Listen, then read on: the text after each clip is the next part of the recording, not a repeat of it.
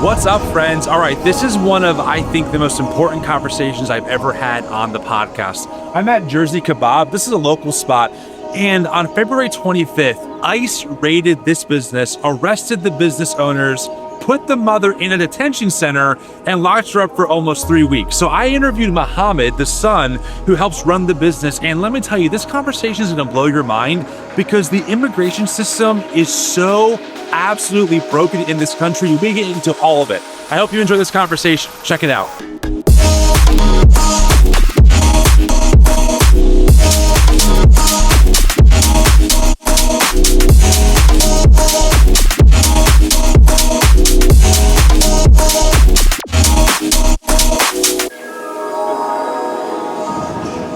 So I grew up Christian, and we usually pray before we eat. But in Islam, is there a same custom? How it is we say Bismillah before we start eating. Okay.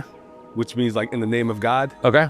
And then we actually pray afterwards, just the fact that, we were able to eat and that we're appreciative of and then we say Alhamdulillah at the end of it, which means like praise be to God. All right. So we start in his name and then we end in his name as well. Alhamdulillah. So that's how I'm in. Yeah. For sure. Sweet, dude. Well, I'm ready to dig in. This looks amazing. So you this is all fresh, all handmade. Of course. So to start from the dips, we have the homemade tzatziki with the cucumber and dill. We have the hummus.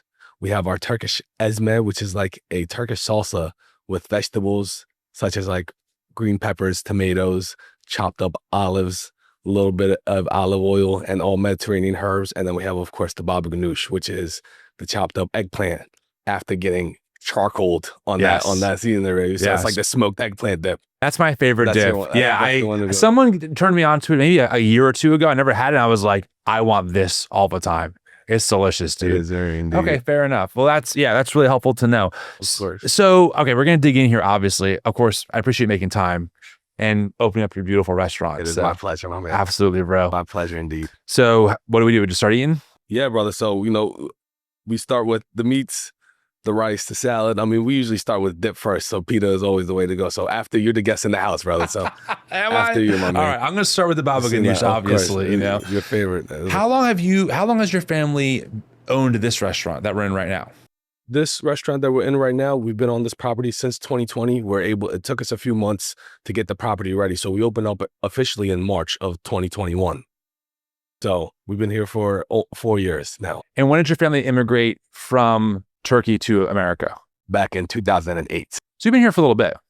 For sure. Dang. For sure. I'm 25 now, man. So I spent more than half my life in America. Wow. As I know it. So. Wow. Yeah, we were saying earlier how, I grew up, again, in a very conservative, like Christian household, but also in America is very Republican and very tied to that world of politics. So when 9/11 happened, and I'm hearing all of these talk radio hosts on the AM radio, like Sean Hannity, I think I was 13 when it went down. My uncle was even in the tower. He got out okay.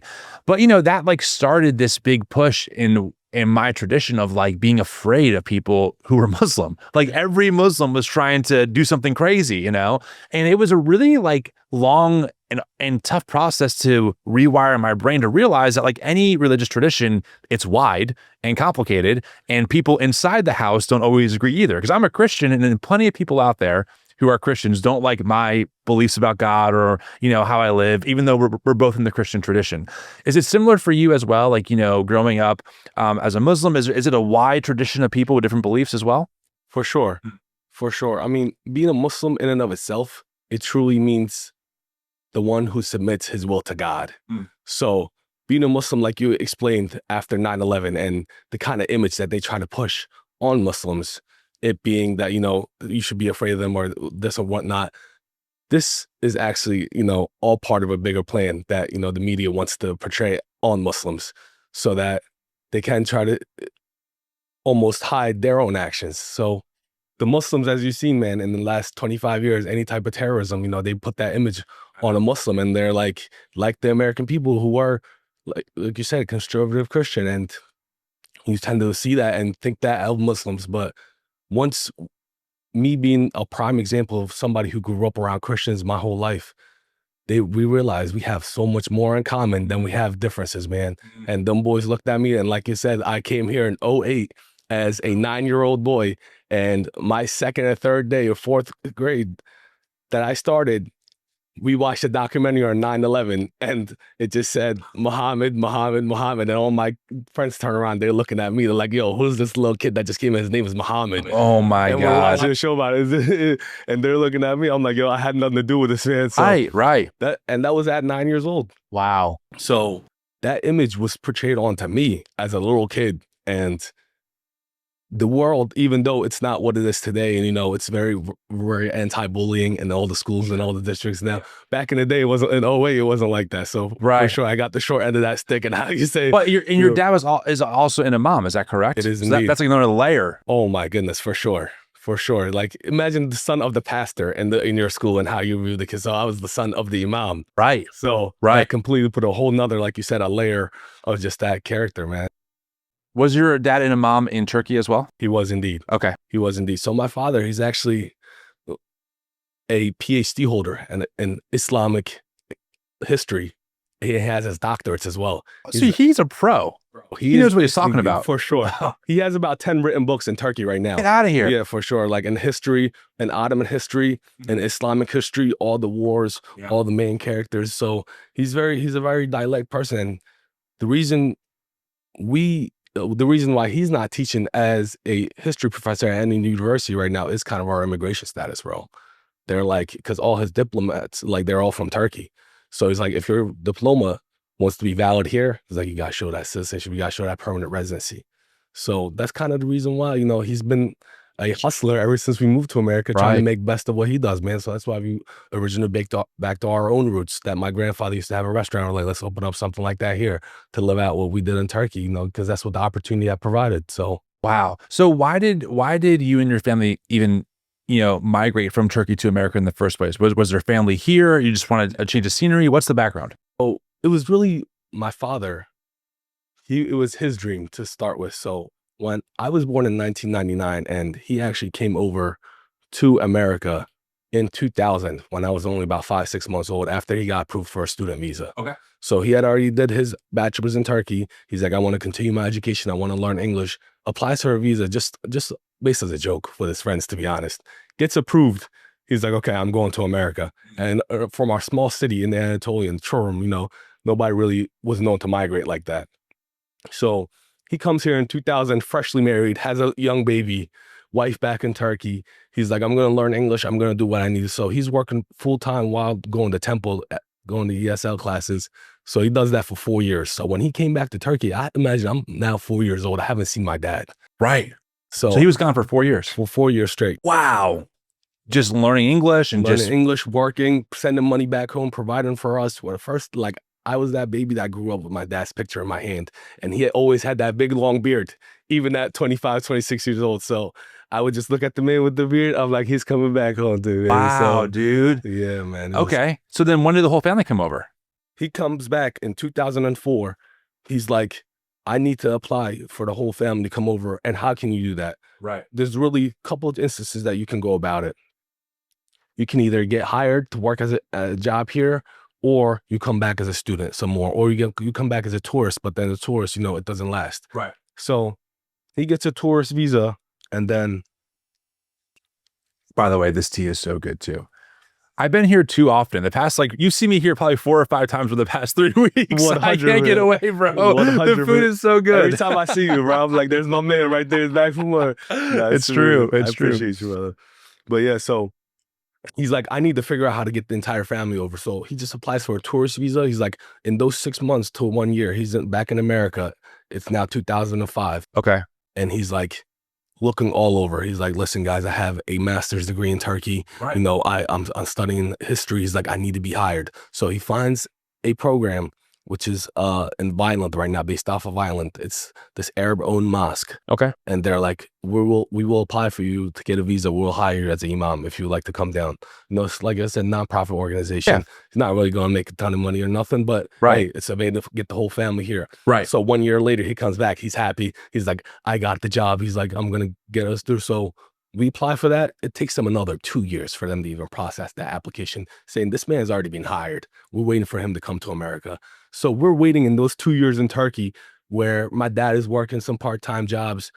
we're trying to just get along because we don't know if we're about to sell everything and go to America. Right. So I want to make sure I understand. So essentially, your dad has a job offer to be an imam in Vineland, New Jersey, South Jersey, Yeah, even more south from here. Yes. And that process in 2005 takes 2 years to complete. So but you're also in limbo. So you're not sure if you're going to be approved or denied. So you're not sure what you do with that. Like, do you plant roots here? Do you start a new business or restaurant? Do you not? Exactly. For 2 years. 2 years. Dang. 2 years. And it was to the point where we didn't even have a car at home.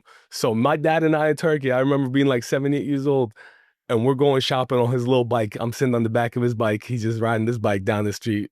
And it's all very local in Turkey anyway. Like, we don't really need a car, but the furthest distance is like 3 miles, 4 miles. So he's still biking the thing 3, 4 miles with me, picking me up from school like that in a bicycle, man. So Wow. we go through 2 years like that. Finally, we get approved. And as soon as that approval comes in 2008, immediately we buy our tickets, everything in Turkey gone. We got 2 suitcases, 2 kids. My mom, as soon as like a week after we came here, found out that she had gotten pregnant. So now we have a 3rd baby on the way. My dad's working a full-time job, getting maybe like back then minimum wage was like $8, $9. So right. He's got For New Jersey. For New Jersey. Yeah, right. Which is like not feasible. No, it's not feasible. It's the middle of the summertime, I got my younger sister, she's 2 years younger than me. So we're in America and we're in Washington and we're just looking around, man. We're in like. Was it a huge culture shock for you guys? Like to go from Turkey to America with your family? For sure. What were some of the biggest things for you that was just like, whoa, this is just so foreign to me? To be honest, man, it was really just the people in and of itself, because the way where we're from in Turkey as well, it's very like conservative areas. You know what I'm saying? So we're really like very family oriented. Kids don't really speak up against their parents at all. Like, the thing was like coming to America and then seeing people just speak English in and of itself, because it was such a foreign language to us. And we used to watch English movies back in the day, just laughing at them, but we have no idea what they're saying. So like, it's like we're watching a movie. Right. And then the kids, like, I'm seeing when I first moved, I'm looking at them like they're in a movie. And I'm like, when I see somebody cry, I'm like, wow, Americans can cry too. I'm like, what was I imagining in my head? I'm like, are these like not even, I'm like, they're crying. Yes. Like just the emotion and everything. There is something about, I don't know what it is, but there is something about when you don't understand a certain culture that's over there and their language, you just assume that they're more like almost robots, right? With like no like human, like they don't feel, they don't cry. Because I know what you're talking about, where I've seen images of people maybe in China or something crying, and I'm like, wait, they have emotions too, which it sounds crazy to say it out loud, but there is something about that like otherness. Exactly. That makes you feel disconnected from those people. Even though you're still human beings, you still feel like a normal human being does. You don't feel like that person feels the same way that you do until you see them acting a certain way. Exactly. Yeah. Okay. Yeah, well, and it was just absolutely just incredible. And then summer goes by, a big yellow bus just pulls up to our house like in the movies. And they just like in the movies. Me and my sister just waiting around, have no idea what's going on. We get on this bus and we buckle in, and then the lady just takes us off, man. We separated from our parents, not knowing a single word. Do you know English at this point? Nothing. Oh my God. I know How old are you? I am 9 years old. They're taking me to 3rd grade at Washington Township Elementary School. Bro, get out of here. Where I'm going. I'm on a bus. I got my little sister with me. My mom's like, hold her hand, don't let her go. I'm like, I got you. I don't know where. I guess we're going to war. She's like, right, because you're 9 years old. Like, where are we going, man? Wow. What that had to be? Was that like a scary experience? It had to be. I mean, it was scary at a certain point, but at the end of the day, like, you're a man, and my dad, especially being the oldest son in the fam, he's like, he puts that upon you to where like, you're the man, you don't have no feelings. Right. He's like, you're not allowed to be scared. Right. You're not allowed to be uncomfortable. Right. Your sister's with you. You just gotta, be the adult in the room. For sure, bro. For sure. So he put that. I definitely had that responsibility at a very, very early age, and then we go there. Imagine I have to use the bathroom, bro, and I have no idea what to say in there. I'm like sitting there, I'm like hoping the teacher gets a clue or something. And this is the funniest thing. The teacher, there's a Turkish hand signal that's a curse, right? Okay. And it's kind of like the middle finger, and we don't usually, like, people who do it in Turkey, it's like hilarious. This man says that is the way to use the bathroom. Like, it's like you put two fingers like, and he's like, go like this. That means you need to, I'm like, that's actually a curse in Turkish, man. It's like giving the middle finger. Exactly. Yeah. So I'm like, yo, this teacher's pulling that up. I'm calling all my cousins after school. I'm like, this man's going like this. Tell your parents, they said that I could do this, you know? Yo, hilarious. Oh my gosh. Wow. So you're in school young, you're learning English probably as soon as you're able to, like just going through all the progress while being in school as well. So that's a lot to handle. And your family, your parents are here starting a whole new life. And you're just in the middle of it. And okay, so obviously your dad's an imam, right? So that's like my equivalent of like a pastor, right? And my partner was raised as a pastor's kid, and she was raised like me, very religious and very Christian, right? Because that's what I was taught. And I still believe it, obviously, you know? But so for you, were you also being at home, like being raised very much Muslim, while also then experiencing this other culture though outside of the house that has like no awareness for customs or for holidays or, you know, rituals, anything like that? Was that jarring for you to kind of be in two worlds? Of course, man. Completely. Because imagine like you have a dad at home and it's like, he's the type of person who's so intellectual to where he questions you about literally everything and anything that you're going through that, you know, you might make a mistake upon that, or which seems completely normal as an American to do around. But then he was like completely different point of views. And it does definitely split you in a way as a person to where how are you going to build your own values and your morals around how you're going to act inside the house and then how you are outside the house. Because like you said, as a conservative Muslim being outside the house along Americans who like don't see that thing eye to eye at all. Right. But still, that's why we love being American, because even though they don't see eye to eye, they respect it. Because they're like, they held themselves to a certain principle, a certain discipline that translates to everything in our life. Right. So, of course, being that, you really truly have to find which way you're gonna base your life off of, to be honest. So which way did you choose? I mean, you're obviously given the fork in the road. Did you kind of combine it? Is it one way or the other? How do you see it? I'm just so curious for you because, and here's why I say this. For the work that I do online, like, you know, our YouTube channel and stuff, a lot of people have a similar story that I had, where I grew up very like fundamentalist Christian. A lot of the Christian nationalism that has led to the people being kidnapped off the streets, that's the Christian theology I was given, right? And a lot of people like me, as we got older, we had more questions and we found that the answers we were given didn't make a lot of sense for all kinds of reasons. So a lot of people like me were at one point I would use the word conservative. I'm not sure if it has the same connotation. And then I said, you know what? I'm still very much a Jesus person, but because of my allegiance to Jesus, I'm actually leaving this version of Christianity behind. So I don't think it's actually faithful enough. You know, Jesus says, liberate the oppressed. What you did for the least of these, you do unto me. That's not congruent with what I see happening in the name of the Christian God today in America. So I was given a choice in a way too, and I chose to still be very much Christian, but it looks much more progressive now because of a lot of reasons.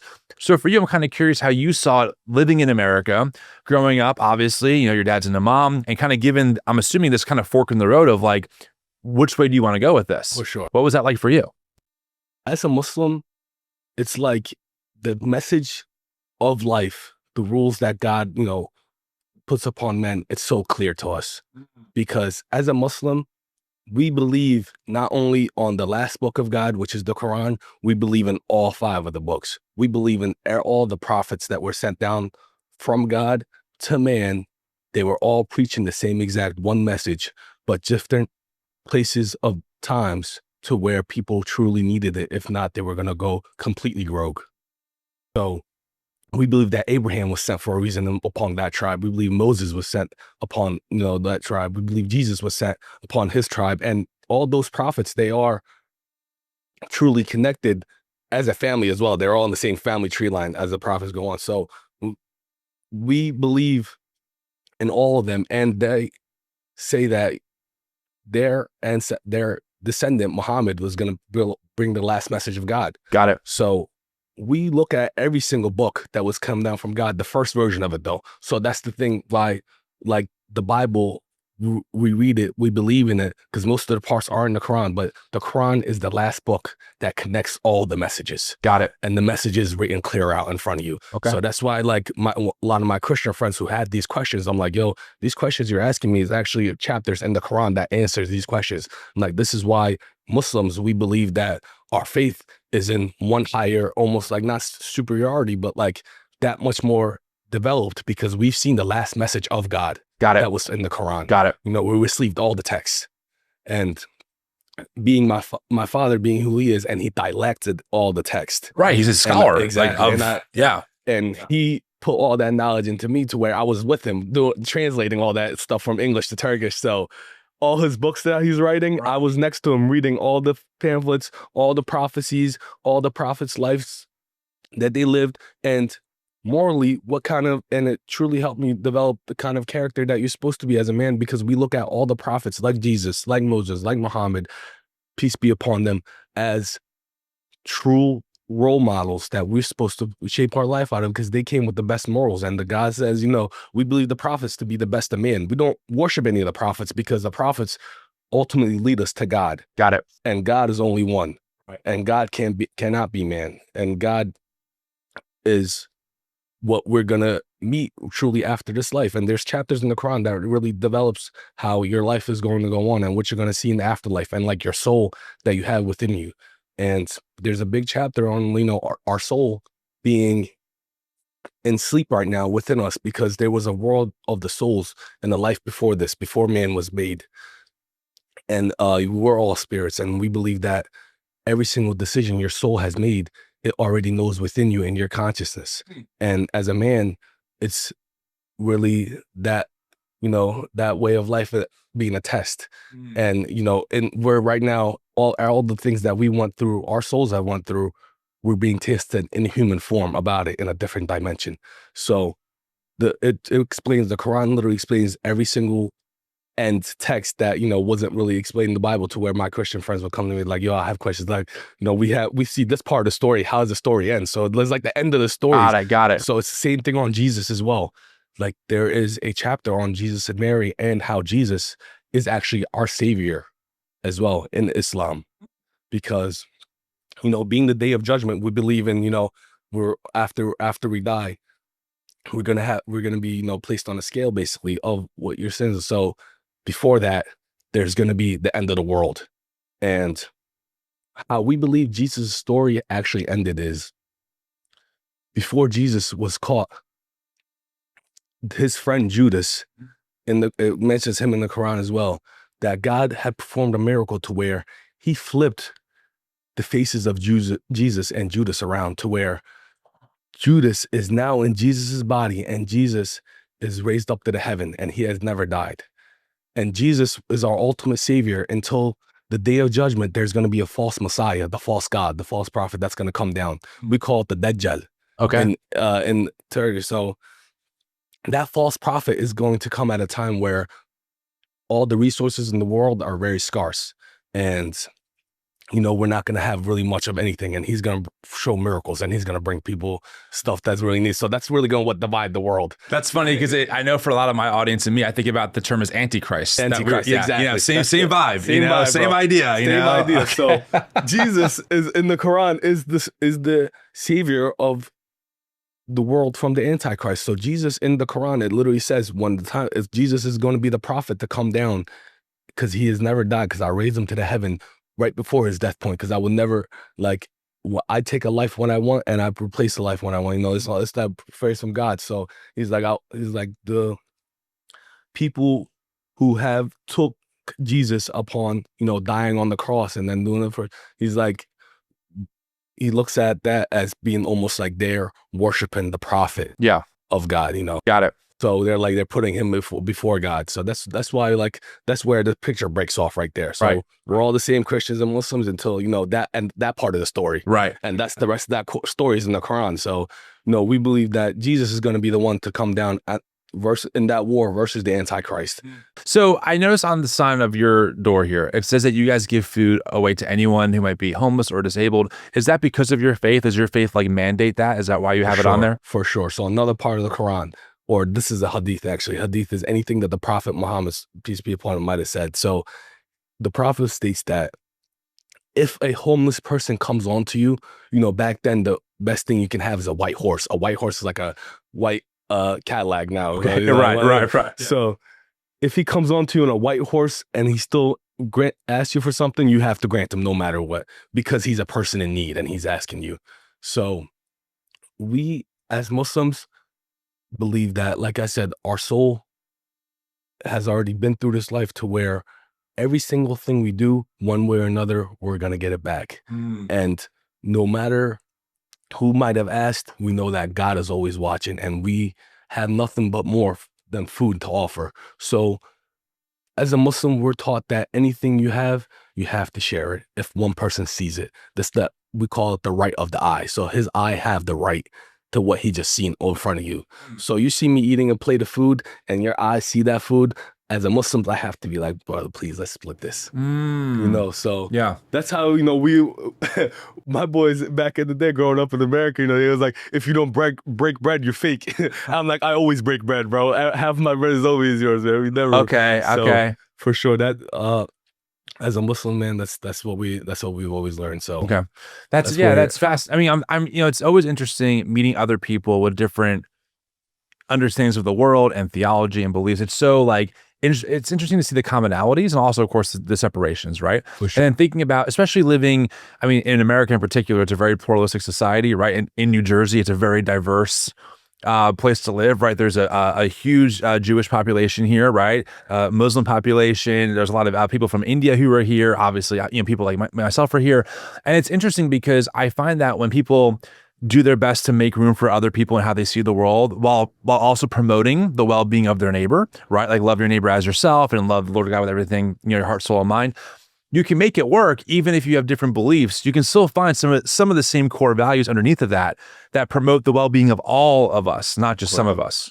Of course. So yeah, we're very big upon that. Just like you said, it doesn't matter regardless of what belief that they might. We believe that even the gift of having a belief and having that, being able to think critically enough to where you can take yourself out of your own body and look at a bigger picture and look at people as just true humans walking alongside you in this, short walk of life that, we never know can be taken away from us.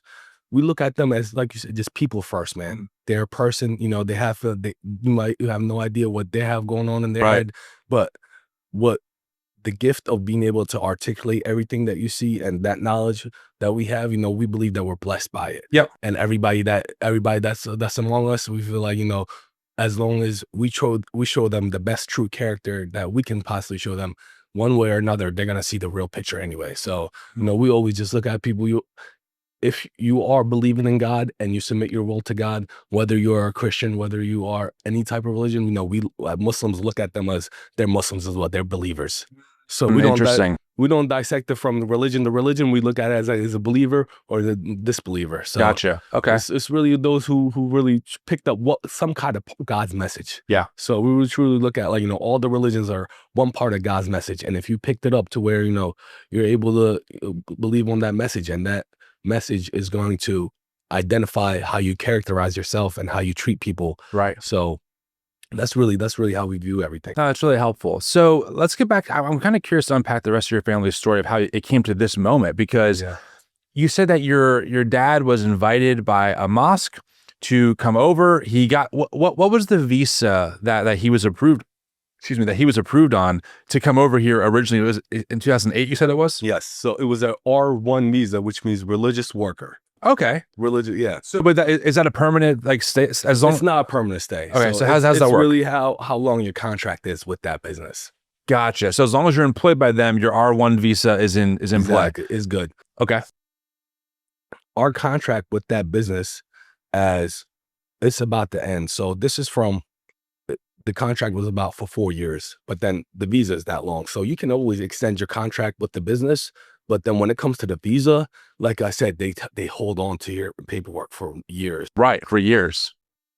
We can get a new contract with the mosque at any time, but that new contract with the mosque isn't going to translate over to It's the not to your automatic. visa It's not automatic okay. at all. Okay. At all So whatsoever. so it's not like the mosque goes, hey, government, we're renewing this guy. Okay, renewed. Your visa's not renewed. It's not how that works. They're not separate at all. things. Exactly. So you can go, you can be, your contract is renewed, you send your paperwork in, they're like, oh, we haven't approved it yet, and your visa's expired. So, you know, you're now liable to being deported. So you're stuck in limbo. Exactly. So you were here legally, but because the time took so long for the government just to renew the process that you were already approved for sure. Now you're automatically deemed as, you know, not legal or something. sure. And now you're in risk of being deported. Exactly. With your family. With the family, exactly. Because my father is an R1 visa holder. Yeah. And we are considered R2 visa holders, which is his dependents. Because we're not given a true identity. So when we're coming over as a family of 4, my mom, my younger sister, and I, with my father, only my father is assigned a social security number because he's the one working. So we're not even assigned an identity. Imagine, we just have our passports. That's it. At that moment, yes. Just so you're not in the system. They put us in the system as in like, these people are here. They have a visa, but not in the system at all as into social security, any type of healthcare benefits, any type of dental benefit, nothing at all. Doesn't matter what job your dad's working. You have the R2 visa. You're not eligible to apply for social or any of that until your R1 visa holder, which is my dad of the family, gets approved of something. So as long as my dad's not approved, we're not getting anything at all. Wait, I'm sure I understand this correctly. Go ahead, bro. What you're telling me is that because you have this R2 status, or had it, this is back a couple years ago. Yes. If your dad got denied healthcare, you automatically were not eligible for healthcare. Anything. I'm not eligible for anything at all. Imagine, brother, every single thing before you get applied for it, social security number. And you don't have one. You don't have one. You don't have one. Right. So you're not eligible for anything at all. So that completes with, and we didn't really feel that until I'm about to graduate high school and I'm going off to college. I have no financial aid. Nothing. Because you can't even apply. Exactly. Can't even apply. Can't apply to get a job. Can't apply to open up a credit card. Can't apply. Can't get 6 points together to get a driver's license in New Jersey. Other states allow immigrants who can develop 6 points one way or another, but New Jersey didn't let you do that until like 5-6 years ago. So imagine I'm 17, all my friends are, they're getting jobs, they're getting their licenses. I can't get a single thing. And me and my dad, so between those years of 2008, when we first got the visa, my dad's working as the imam, till 2013, my dad, of course, making minimum wage. He has a 3rd kid on the way. There's 2 kids at home. Right. My mom's at home. She's a house mom. She doesn't speak English at all. Right. She can't get a driver's license, so she can't go work anywhere. She's stuck at home. She's about to have a baby. So he goes, okay, what job can I get? He goes and finds work at Deluxe Bakery next to a driver. And, for $35 $40 a night, he starts going all night to all the shifts trying to learn that job. Because the imam, he has to lead prayer at the mosque 5 times a day. There's 5 times a day we do daily prayers. So, the daily prayer is just when we prostrate in front of God, just reminding ourselves of him and, hoping to shape our day based on that. Yeah. Makes sense. He's there 5 times. He's there during the entire time until about 7 o'clock. That's the last prayer of the night.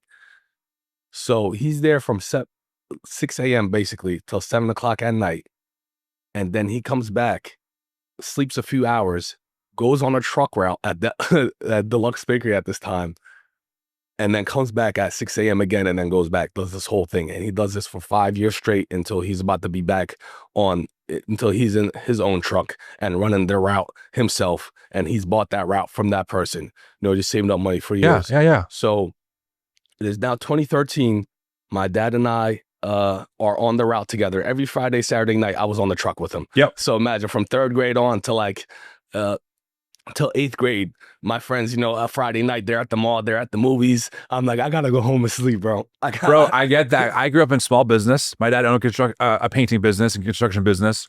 And there were many weekends where we're behind schedule, needs you on the job. I'm like, I'm rolling a wall. My friends are going to the movies. And I'm like, I want to be there so bad. Okay. Yeah. So this is 2013 now. This is 2013 now. So wait, hold on really quick, just so I understand. Because 2008, 4 years. 4 years. 2012. 2012. We were able to go back to Turkey over the summer. Okay. Right? During one of those years to where an embassy actually accepted the contract that was extended. Okay, good. So like, you're back in. Okay, yeah, they're like, we're back in. You got 1 more year though. But it's R1. It's still R1. So you're still R2. Still your R2. family's still R2. Exactly. So it's 2012. We were able to extend it for 1 more year. 2013. So 2013 comes, man. You know, my dad and I are on the route. It's a regular night. We're chilling. The sun had just came up. We came out of Wawa, and we're in one of those old like UPS trucks, you know, with the sliding door, the curtain door. Yeah. My dad doesn't have his seatbelt on, and I'm sitting in, you know, those trucks, they only have a driver's seat. There's no passenger seat. So I'm sitting in like a chair like this next to my dad, 12 years old, just graduated 8th grade, about to go into high school. And then this pickup truck comes into our lane, bro, F-250, about 50 miles per hour, coming flying at us. And I'm looking at him like, Dad, he's coming, man. And before we knew it, boom, head-to-head collision. Right before Peter's Diner on Route 42, man. We get in the head-to-head collision, and my dad flew out of the truck because he didn't have his seatbelt on. Oh my God. And the curtain door is opened. He lands on his left leg to where his ACL, his meniscus, the bone is completely torn. And his body's facing one way, leg facing the other way. I'm stuck inside the truck. All the bread fell on top of me. The windshield exploded in my face. And like I smashed my nose on the dashboard. We get taken right to the hospital. My dad immediately critical surgery. His whole leg, bro, is literally broken in half through the bone. It's hanging off the skin. So it's sliced open too. Gosh, dude. He flew like 10 feet away, bro, in the air in that instant. So our visa is about to expire that summer. My dad is in critical condition at the hospital. Right. Just got in the accident. I'm in the hospital, nose is broken, face is all cut up. My mom comes to the hospital, the baby in her hands. You know, by that time, we had 2 more babies. So we have my younger brother and my younger sister were born in those 4 or 5 years. So now it's 4 of us. Wow. And we have 2 babies in the house. My sister and my mom, they come to the hospital, you know, where they look at my dad, you know, he's the leader of the household. And they looked at me because I was like the second dad in the household now, almost. I'm going to work with my dad every night. I'm not 13. Yeah. So both of us were in bed, bro, in blood. You know what I'm saying? They come there. It's like a nightmare. Totally. And like my dad's leg, they put an entire like screw inside one spot and it would come all the way to his neck. So it was a metal piece that was throughout his entire leg and that was holding that up. Wow. So he spends about 60 days in the hospital. 60? 60 2 months. days, 2 months in the hospital, trying to hit from that. And I'm back in school.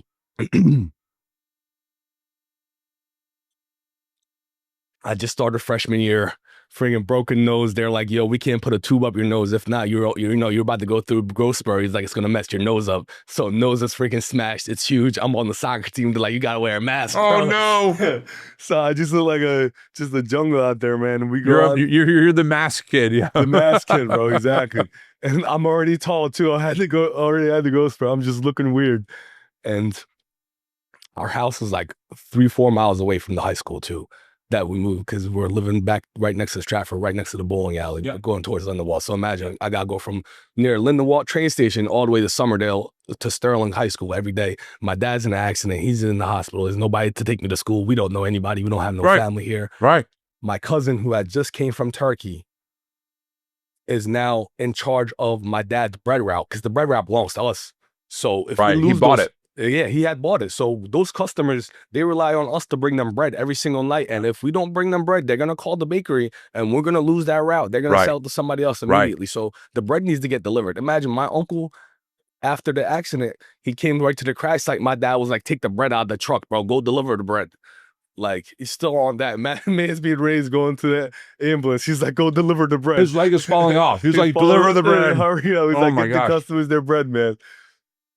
And my cousin doesn't speak English, just came from Turkey. He was working part-time with my dad as well. So that immediately, I'm 13 now. My cousin is going to the bread route, doesn't speak English. I'm up at 12 o'clock midnight at the bakery on the calls. I'm like, yep, this is the order for this. Yeah, right, This is the order for that. So I start doing paperwork for all of it, bro. Just navigating, right? I mean, I want to really emphasize to the audience who's watching this, like, put yourself in like Muhammad's shoes here. If you're in a different country, you can't understand the language, and then your cousin comes over, has to navigate, drive around, you know, a foreign town trying to deliver bread.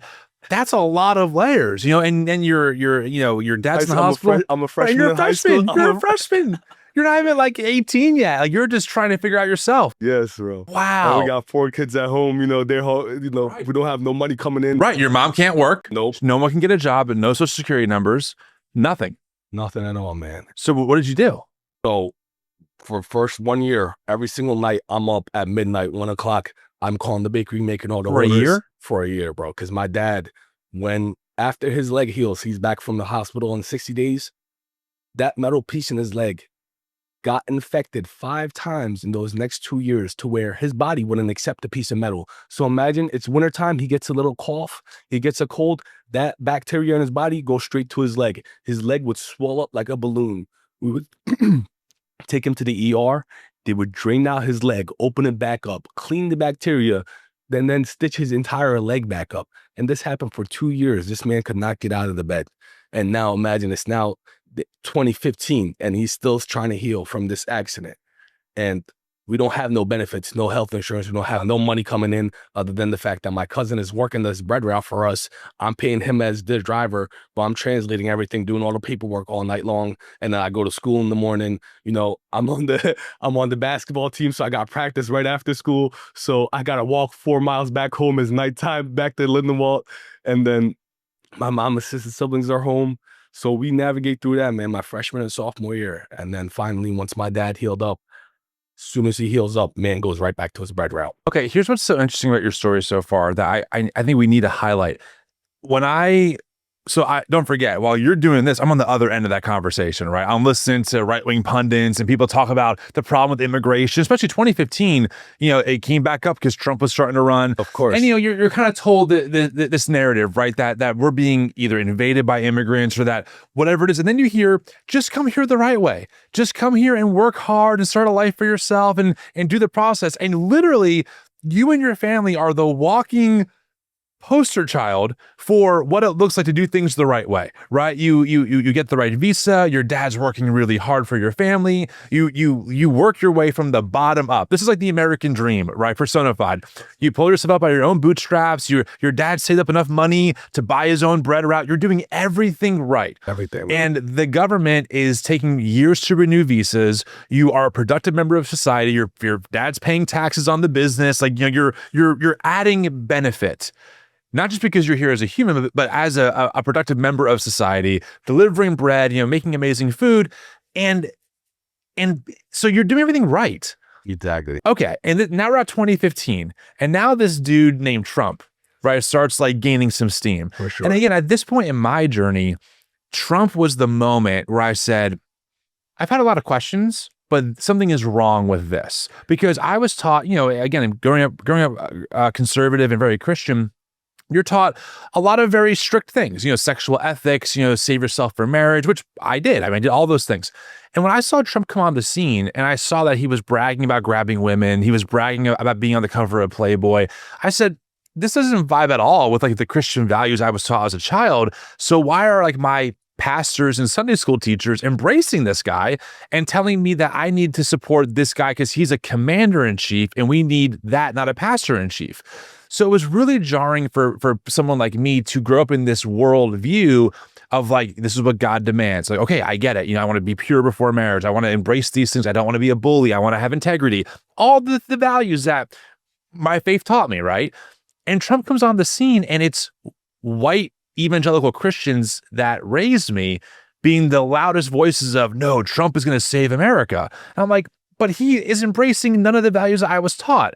And you guys told me never to compromise on those things. So on my end, as Trump comes on the scene, that was kind of my wake-up call of like, there is something that is not congruent between the faith that I claim and those same people embracing this person.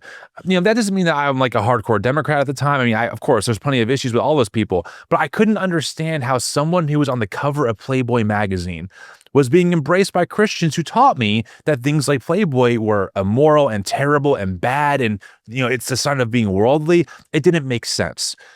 And I also started realizing then that there was a really steep anti-immigrant sentiment coming out of those spaces. You know, it seemed like they were trying to pin all of the society's problems on very already historically marginalized groups, whether it's immigrants or Black or Indigenous people or even queer people. Like it's all their problem for all these things. So tell me from your perspective, you're in 2015. Obviously, you're seeing an election cycle coming up. You know, you see Trump come on the scene. Did you start seeing anti-immigrant sentiment rising with that, or were you kind of shielded from that, just doing your thing with your family, not really paying attention at the time?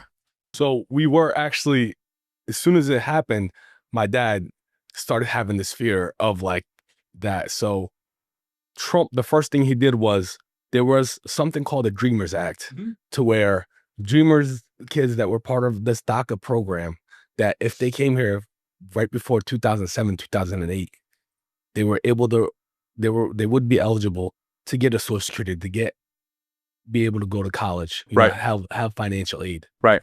Soon as Trump comes into office, I'm about to graduate high school in 2017. So in 2016, he comes into office and he takes away that immediately. So I'm like, oh, there goes my college grants right there. So I'm like, because I was a pretty smart kid to where I would be able to receive college grants, just by academic scholarships.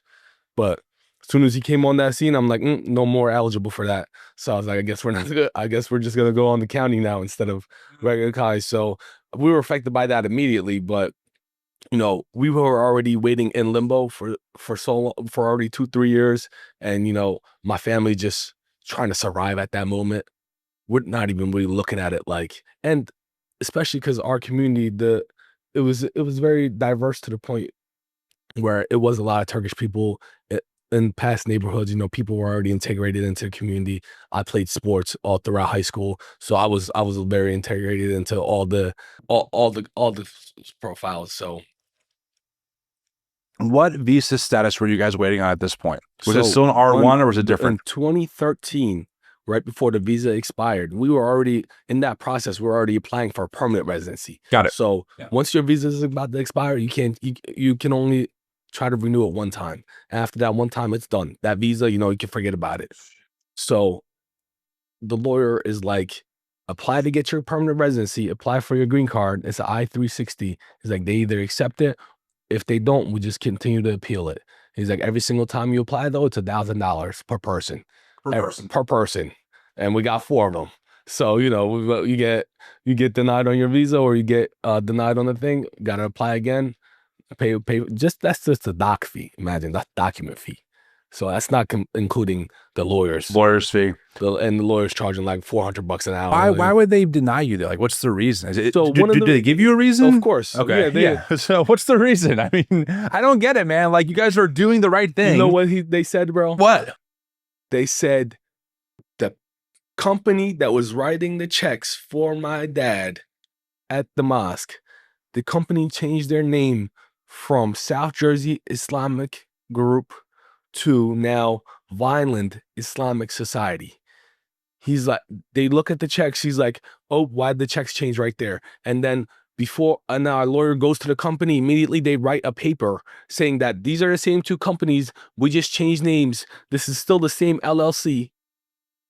By the time we hand that paper over to the court the next week, it was on a Friday to a Monday, they said, we already denied it. Got to apply again. You are kidding me. Gotta apply. That was one reason right there, man. Gotta apply again. Doesn't matter. Because the name of the mosque changed. Of the mosque changed. And we give them a paper to, prove that it's still the same company. They're like, doesn't matter, man. Go apply again. He's like, you back to the back of the line. So that's how this works, bro. So how many times have you guys applied for this? So that green card, that was we did it 2 times. I wasn't sure it was this first time was like they were just saying there was misinformation, but it was because it was really our first lawyer that we had. Okay. And he was making his interns fill out all the paperwork, his little paralegals.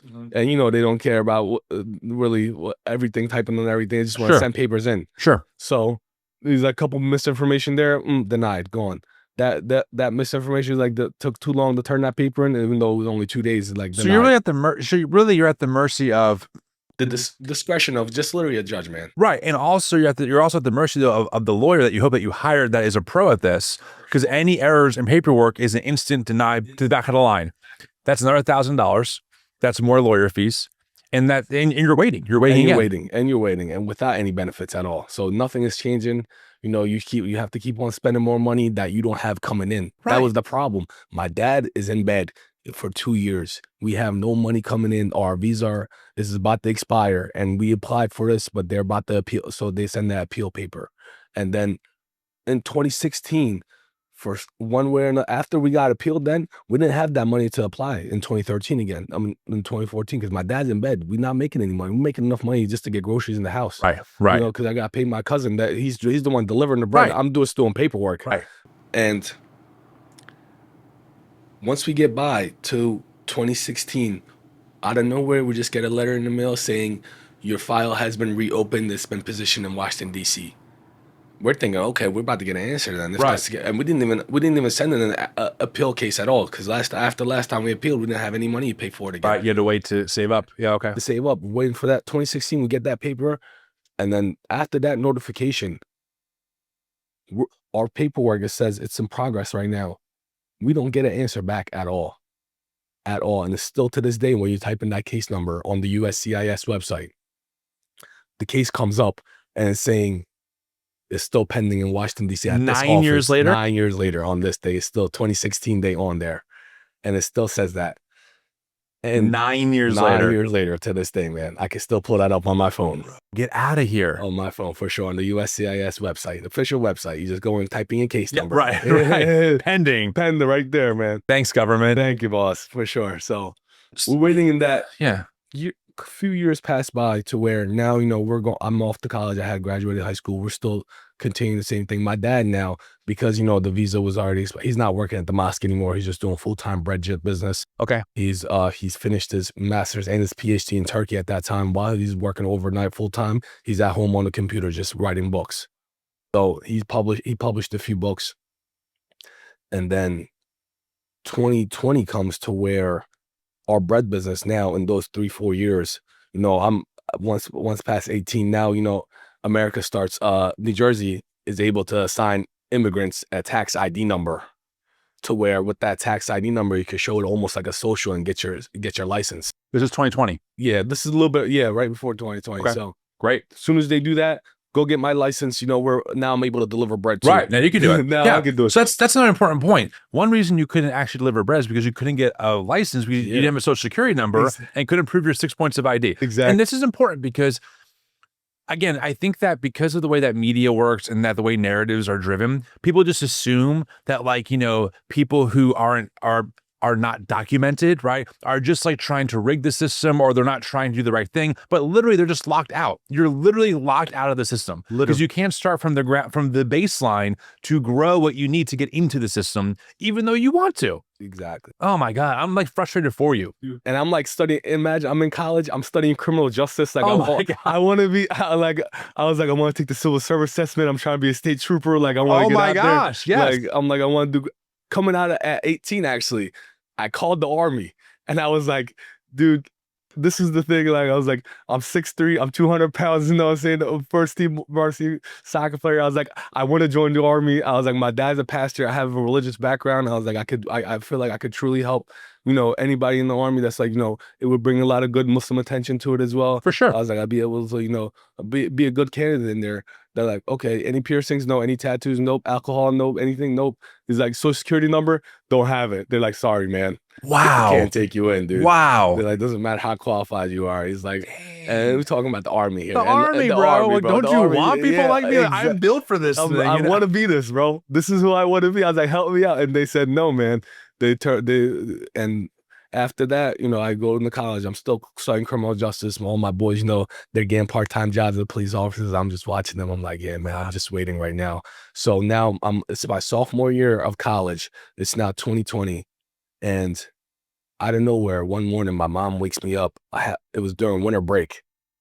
And I'm supposed to go back to school the next weekend. Okay. My dad's she wakes me up around 5 a.m. and she's like, there's 2 guys outside. He's like, they got guns. He's like, I don't know. She's like, they dressed as civilians. She's like, I don't know what they are. This is 2020. 2020. Now, this is January 7th. 2020. Oh. January 7th. Okay. And then they're like, and she's like, they're outside. He's like, I don't know what to do. I was like, hold on, mom, wait right here. I was like, don't come upstairs. Don't open this door. Right. So immediately, you know me, it's 6 kicking. I'm like, of course. What's up? I go outside, bro. It's snowing outside too. I'm in my underwear and freaking boxers, bro. I get it, dude. I walk outside like that. I'm like, what's going on? And then he's like, what's your name? I was like, Muhammed Emanet. He was like, what's your status in America? And I was like, my status is I'm a student. I was like, I'm a college student. My status is like, what's your legal status? Like, it's pending right now. We're waiting on paperwork. He's like, when's your last update from? I was like, 2016. He was like, well, in our system, he's like, the last thing is the appeal from the denial. And he's like, so we got some questions asked you. You're gonna have to come with us. Takes out his phone, boom, takes a picture of my face, hands behind your back. No way. I'm 19 years old, bro. About to turn 20. I'm a college student, sophomore, in handcuffs right now outside my house. It's 5 a.m. And my mom was just looking. I was like, Mom, don't open this door. Right. Because they're in the same situation, you know that. But it's only me in the file. They're not looking for anybody but me. Right. So one way or another, I just told my mom. She opens the door. She's like, what are they doing? Let me talk to them. Like, Mom, just grab me some sweatpants, grab me some socks. Yeah. I was I like, need some clothes. I was like, I'm out of here, bro. So they put me in this cruiser, bro, and they take me down to the Homeland Security. Were they state troopers or no, man? It was ICE. It was ICE. It was ICE. So I don't know how it happened. Like, cause I had I had gotten a ticket, but then I went to the court and it got dismissed. But it wasn't my first traffic ticket. It was like a parking ticket, and making a right turn on left when they were coming. So I'm like, Mom, there's no way I would have got picked up for something like that. Right. I'm like, somebody had to call. So something happens, man, and then I get picked up. They take me down to the station, and then they're looking at me, and I told my mom specifically, grab my Sterling jersey that says my last name on the back, because it says Sterling High School, last name on the back. I'm like, so these guys know, like, I'm a local around here. Yeah, you're local. And I'm speaking perfect English to them, and the guys were just having a conversation with them, and they're just looking at me like, yo, who's this kid that we just picked up, bro? Because they take me to the station, and it's just all like Mexican guys that they took from the work site. They got paint on their pants and stuff. Dude. And like, they're treating these guys horribly, bro, because they don't speak any English at all. Just pushing them around. I'm like, dang. But when I'm talking there, I'm a criminal justice student too. Right. And, I was always a smart, witty guy, so I know my rights. I'm like, right. I'm like, yo, I actually want to be a cop too, bro. I'm studying criminal justice. Like, I'm talking in a regular conversation with the guys, and then we get through like a 3-4 hour interrogation, bro. They literally asked me everything, and then they told me, they're like, anybody who gets picked up like this, bro, until you go in front of the judge, you're gonna have to go to the immigration camp to jail. What? I was like, dude, I start school next week. I already paid cash for my tuition. Right. It's like, do I get a refund? I can't get a refund, but my classes are about to start. Right. I call my lawyer. This man's like, I'm in New Mexico right now, bro. It's Friday. He's like, just beast it out till Monday. I'm like, till Monday? What are you talking about, You're bro? my lawyer, bro. I'm like, bro, come down here, dude. I was like, I'm stuck in a cell right now, bro. And we go through this interrogation. They put me in there. These guys, man, they even like, they do a quick search on you too, have me take my shirt off. We sit in a cell. It's like 50 degrees in there. I'm like, bro, can I get my shirt back? He's like, once the guards come out when you're leaving, you can. So I'm like sitting there shivering, bro. This is a core memory. Had a little t-shirt. I tucked my hands inside of it. I just put my head back and I just fell asleep in the cell, bro. And then they wake me up when the immigration camp guards are there. They're processing your paperwork. And you're in like a 1-person cell. And I've been in there for 6-7 hours now. Just one dim light. There's a see-through window right there to where you can see what the officers are doing, who they bringing in, and they put them all in like one cubby cells, and their desk is like right in the middle of the thing. And we're just watching them, bro. Just people coming in, placed in the cell, coming in, placed in the cell. And then the guards come, write down your paperwork. They looking at you, check you off, like, yup, lock you up with the chains around your feet, around your hands, ankles, all that. And then you're dragged out, bro, taken to the jail. So I'm waiting on that process. And then, hold on. At this point, are you able to call home? Are you able to call anyone? Does your mom know where you are? I was able to make one call, and that was to the lawyer. Yeah. That was to the lawyer. And I told him, like, yo, just let my parents know. Because my mom, at that moment, she's freaked out. She's like waking up my sister. She's like, they're taking him. Like, it's not a cop car. It's like, I don't know what kind of car it is. It's just tinted out, a Chevy Cruze. And like, I remember the dude didn't even take my handcuffs off in the car. It's a regular civilian car. He put me back there. His seat's all the way back. So I'm like stuck like this, bro. I just woke up and he taking me all the way up to Cherry Hill, bro. Like 20-minute drive. And I'm just sitting like that, bro. It's like a lamb going to slaughter, baby. You had to feel so dehumanized, though. Like you're treated less than human. You've been here with your family for at this point, over 12 years, making a great living for yourself, trying to survive, trying to do everything right, only to have some rando ICE agent treat you like you're like a less than a criminal, like just being whisked away for no reason. And then locked in a cell. Yeah. Yeah, man. I mean, like, we go past about 6-7 hours in that cell. And then afterwards, the guards come, and then the arresting agent that was there, he actually came later on and he was like, yo, he actually said like, yo, I'm sorry about how we treat you in the morning. It's like, it's just regular procedure, bro. I'm like, regular procedure, bro. I'm like, it's 5 a.m. You took me out of bed. I'm not going to hurt you, dude. Right. I've been here for 12 years, bro. Yeah, I'm like, and I'm just talking to him, like having a regular conversation. I was like, it's just unnecessary, bro. Just at the end of the day, we're both human. Right. If I tell you I'm not going to, like, you could put the handcuffs on from the front, bro. You Right, ain't have to right. do it in the What am I back. gonna do? You know, I'm still He's like, you're a handcuffed. big guy, bro. He's like, I want you to choke me out or something. Like, I was Jesus, like, dude, wow. man, so the arresting agent and his boss, the manager of that location, they come to me. He's like, yo, I was able to talk to my commander in charge, bro. He's like, no, we called the school. We were able to talk to the dean. He's like, since you have no flight risk and we know you're going to be at the school, we're actually about to release you now. Oh. And so I called my lawyer after spending, they took me about 5. I got released at 7 p.m. that night. Wow. So my entire day I spent in the cell, don't know what the hell's about to happen, shivering in there. Right. And then I called the lawyer. He's like, yo, he's like, dude, I don't know who prays over you or what kind of luck you have. I've never seen a person get released after the day they've been picked up without any type of no ankle bracelet, any type of like, cause you know, my dad has that ankle bracelet on right now as he's on probation. He's like, they're not tracking. He's like, what do they want you to do? I was like, they just want me to come here once a month, get signed off on this paper. He's like saying that I'm not going anywhere. So he's like, you just gotta go into his office once a month and you check in, basically. And he's like, just go to your school, do your regular routine, I guess. I'm like, so you just want me to forget about this? He's like, you can't forget about it, bro. He's like, because now it's like they put you in deportation court. Right. You're on like a list now. Exactly. So then I was about to turn 21. So now I'm removed from my parents' file after I've just been picked up, and I've been put on a deportation file.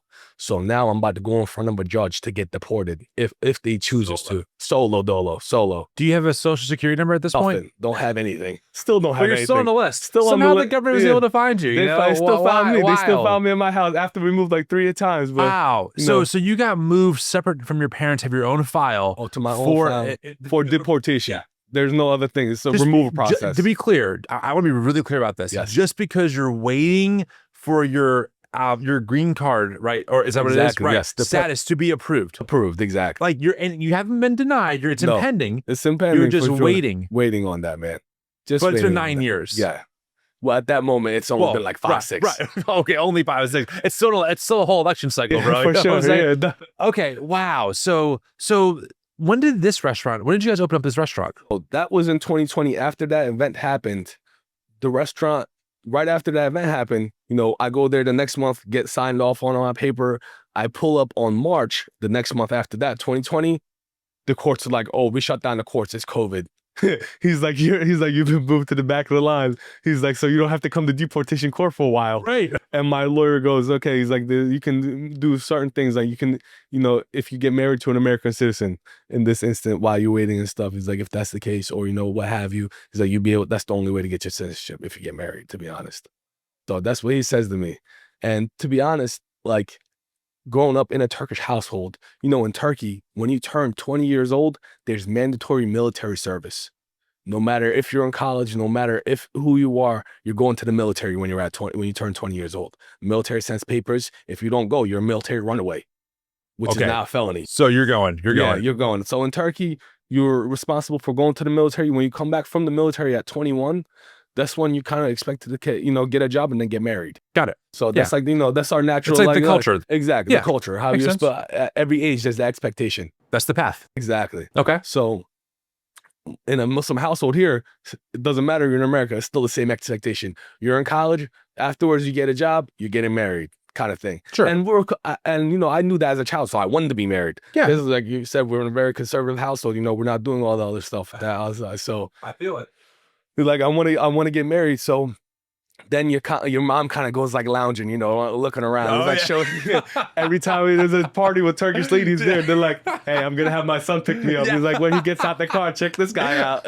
What a coincidence. Yeah, you man, know? exactly. Mom's always playing matchmaker like that, bro. My mom is Italian and same thing. Like, oh, I met this girl at church for you. I'm like, all right, mom, you know, but what can you say? For you sure. know? So For sure. And the thing is, like, your mom truly does know best, bro. Because it's I know. your mom is that image of a woman that you have in your head to where, how she takes care of you. No, You I would want get a it. woman to take care of I you. will say there were a few girls I brought around that my mom was like, I'm not sure they're for you. I'm like, no, you don't know what you're talking about. But no, she was right. She was right. For sure.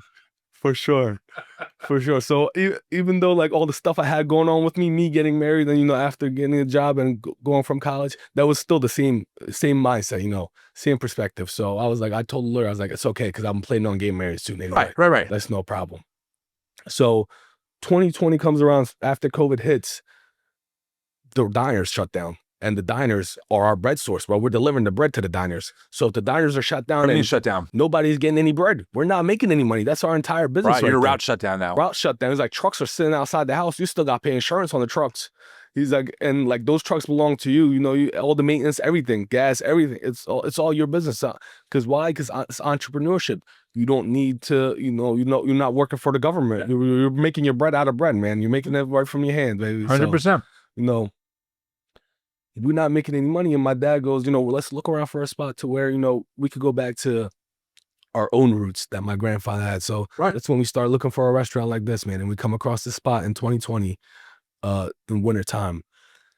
And then immediately we like it. We go upstairs. The guy's Albanian who owns it. We're like, yo, what's up? We're Turkish. You know what I'm saying? He's like, let's go. We want to be in this. And it's been vacant for a while. He's like, he's not really sure. He's like, the got people who've been on this corner, man. He's like, it's just no luck. He's like, I'm like, all good, bro. We make our own luck. There's no problem at all. Because I mean, you're literally like, you immigrated from Turkey to here. You've grinded this whole thing out. Another challenge for you is like, bring it on. Bring it on, bro. It's nothing to us at this moment. Because imagine all the stuff we've been through. And then, I got arrested. I got picked up. So, I tell that was kind of like their biggest fear. And it had already happened to me. I tell my mom and my dad, I'm like, yo, just know, like this might look like something bad. I was like, just know though, right now I realize that is the worst of it. What more can they do to us? I went through it, mom. It's all good. I'm good. I was like, after that, we really truly learned to persevere through anything, kind of, because you hit that lowest point. Right. You're waiting to get processed. You're like a lamb waiting to get slaughtered, bro. You're waiting to get processed. You're right there. I was like, mom, I was there, man. I felt that emotion. And, that emotion is never going to feel the same to me. I felt untouchable after that, to be honest. Right. Now I'm out. So were you doing more appeals throughout this process to try and get this thing started? If your thing is never approved or denied, bro, you can't appeal on it. Oh, you're still waiting on that, bro. It's like, what is there to appeal? There's no answer to appeal. You're just pending. Yeah. So how were you able to open up the restaurant then? So my dad still has a social security number, remember? Use that. Right. So of course, we have the bread business route. He was still assigned that number. He can't go work for anybody under that number. He can't get paid checks. But what he can do is start his own LLC with that social. And because we have tax ID numbers now, we can work for ourselves. So and even though we're working for ourselves and we're making our money out of our own hands, we still got to pay taxes. It's probably like a 1099, like a contractor role, right? Yeah. Exactly. Makes sense. Yeah. Okay. So that's how he was able to start Jersey Kebab LLC. And then, we started the spot because he had all that. And immediately, right as soon as we open up, man, it took us about 6-7 months to put this entire thing together because there was nothing in here. Right. This thing was dust. Like there wasn't even floor payments. So all the money that we had saved up, and us being like very conservative Muslims, we don't believe in interest. So we don't borrow money from banks. Wow. You're cash only. Cash only. Cash only, man. Whatever we make, that's what we have, and that's what we're eating today. So we treat that with every single function of life, bro. And all the money we had saved up from those bread routes. We have 3 bread routes at that moment now. My cousin is driving one. My dad is driving one. Now I'm in another one. So we're saving up the money, but then out of nowhere, all the bread routes shut down. We're all out of a job. Right. So we're overnight. Literally. Yeah. So we get everything situated here, bro. By the time March 2021, it took us around 6-7 months to get everything ready. We were able to open up the shop here.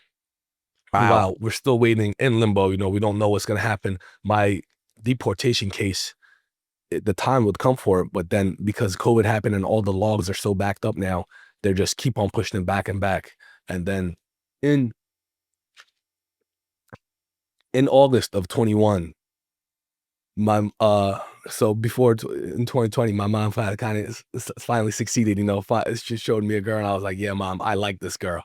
Yes. Good job, mom. Good job. Yeah. But the thing is, the girl was all the way in Cleveland, Ohio. Oh my gosh, bro. Bro, in Cleveland, Ohio. It was one of my mom's friend's nieces, right? They're at a party together. Finally, my mom showed me a girl. I was like, yeah, mom. I was like, to be honest, this could work. And then she gave me her Instagram. I slid right in them DMs. I was like, what's up, girl? I was like, I believe they showed you a picture of me already. You know, I know you know who I am. I'm So, dying, dude. I That's smooth funny. talked her, bro. I told her, I'm like, in 2 weeks, baby, I'm about to get a new car. I'm coming to see you. Hey, did you? Hell yeah.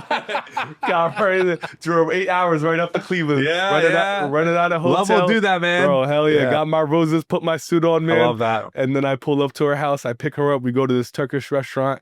And then, you know, you still have to explain to this girl now who, you know, you're on a date with, that at this point you're like, hey, I know, like, you know, my intention with you is to get married and to love you based off of truest intentions, but I'm illegal. And if we don't get married, then, you know, I kind of have to get Right, married. because if you don't disclose it, it can look shady. Super shady. So you have to just say up front, be like, of look, I course, like you, but also there's this thing. There's this thing. Yeah. And it's not like, it's a very common thing with guys, like Turkish guys, like Turkish girls ask first thing, like, he got his papers? Like, was he trying to get married for it? That type of thing. So, That makes sense. Of Yeah. course. Yeah, you want someone to have true motives. Of course. Yeah. So I told her from the first day, I'm like, I don't want you to look at me any different. I was like, this is the life that I live. I was like, I didn't choose to be like this. I didn't want to be in the circumstances. Right. But this is where I am. And, you know, going so far is like, this is where it got me. I was like, this is the man I try to do my best with every opportunity I got. And this is where I've came out to. And, you know, I am in a deportation case right now. And, you know, I might, if they do decide on me, I was like, I might be deported. I was like, but if we get married on paper and we apply, I was like, then I will be good. That type of thing. So she has to, so immediately she puts that kind of like characteristic on you. But at the same time, you just truly have to show her how you are as a man. You know, And that you're sincere. For sure. Yeah. So I pick her up, take her to dinner that day, drop her back off, go back to my hotel. I sleep. The next day, I'm invited over to their house for breakfast. Is that a big deal? Dude. Okay. Dude. My wife, she's actually not only Turkish, but she's Russian and Turkish. Wow. She grew up in Russia until she was 4 or 5 years old, came to America with her 4 sisters and her dad and her mom, including their entire village as well. So they took all the families together and placed them all in America. So they're here with their cousins, with their aunts. So imagine it's like 50,000 of them back in 2000. Now it's 2025. There's like 100,000 of them. Right. So the families They have all families grew. here. For sure. They all grew. They do very successful trucking businesses as well out in the Midwest. So, you know, they're very developed guys, man. So I go over there, and these are like Chechen, like Russian guys. They're tough dudes. Their family. Yeah, family. right. And it's about 20 of them people rounded up on a table, and they placed me at the head of the table. And this is the second date. This is the second day. It's the second day. I met this girl last night.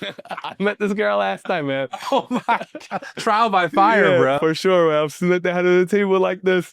Dudes, guys, they all lined around me. The girls are lined around me. And she has 5 sisters. And then her cousin's side is 3 girls as well. So it's 8 girls. And they all looking at me, and they all...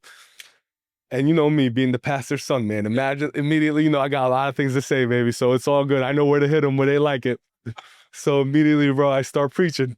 And then they're like, yo, this is the kind of man we want in this family, dude. Wow. So immediately, and none of her sisters were married there at all either. So she was like the first one. So it's the first time they've seen a guy in their household. Big deal. Big deal. Very big deal, man. So that night, my mother-in-law, liked me so much, bro, to where I checked out of my hotel and I have to now drive back to Jersey. She's like, you're not leaving anywhere. You're staying here tonight. No way. Imagine that, bro.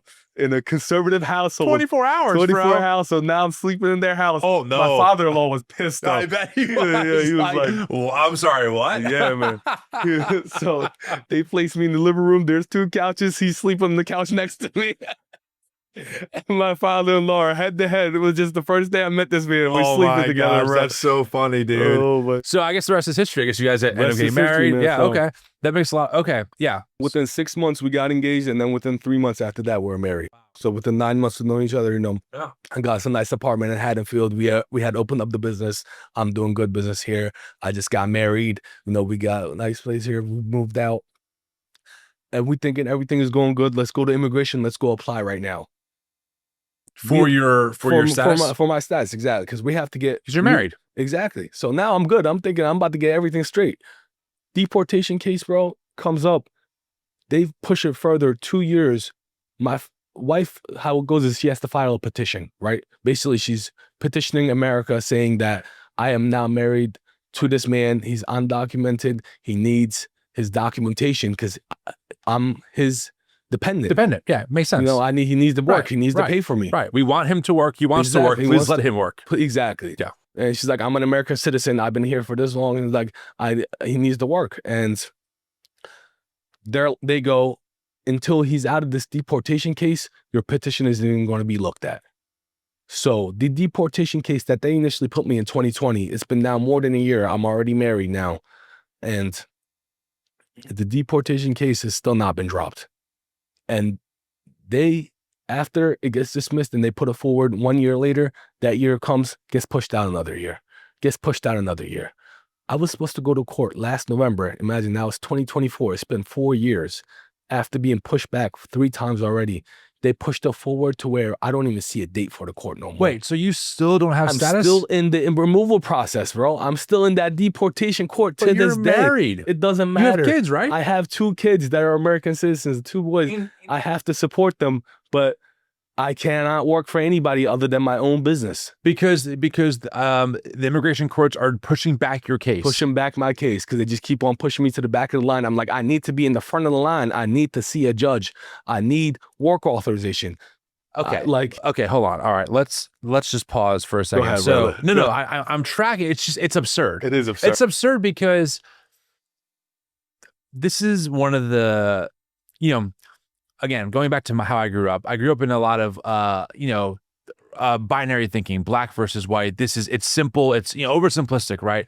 This stuff is really complicated, and your story cannot be told in a 30-second video on Instagram or a 60-second reel on Instagram or even a short news segment, right? And what happens is that there are a lot of people who think that like, oh, just do this the right way. All you gotta do is apply and get stamped and you're in. And your story shows that is not the case. There are always different systems that don't talk to each other. They keep delaying things. You have no choice but just to wait in limbo until some judge somewhere at some point picks up your case and goes, cleared, and then you can get your status. But you can't do anything about that. It doesn't matter how many old ladies you help walk across the street. It doesn't matter how many babies you kiss, right? Exactly. It doesn't matter. You're just stuck in limbo because you've been trying to do the right thing the entire time. Right? And so is your family. Exactly. I mean, you have a small business, you make amazing food, you give back to your community, you are tax-paying people, right? And the government's way of saying thank you is, we're going to keep delaying your case over and over. And that's not including what has happened in the past few months, right? Because 2020 through 2024 was the Biden administration, which a lot of people have a lot of critiques to make. I certainly do as well. I wouldn't say he was the strongest in immigration, but it was definitely status quo stuff, which is still problematic. But then when Trump comes back, he makes one of his major campaign promises, this idea of getting rid of immigrants, right? At one point, he calls immigrants the poison to the blood of society. He did really intense, inflammatory stuff, right? They're not sending their best, yada, yada, yada. And then he gets elected. And on day one, right, we see these mass immigration ICE raids just sucking up people off the streets who do have a green card status in some places, right? Or in your case, who are in limbo waiting, not because of your fault, but because of the government's fault. That's wild. It is absolutely wild. It is absolutely wild. Wow. And like you said, during that Biden administration, we're just waiting in that limbo. But then during that time, actually in the Biden administration, the Mexican border have been the place where not only Mexicans have been crossing over, but people of all countries around the world have now realized in those last 4 or 5 years during the Biden administration, we don't need a visa to be approved to come to Mexico. We just get your passport. You could go to Mexico like you're a tourist going for travel. You go into Mexico, you crossed over that river, you go into America, you say, I'm seeking asylum, take me in.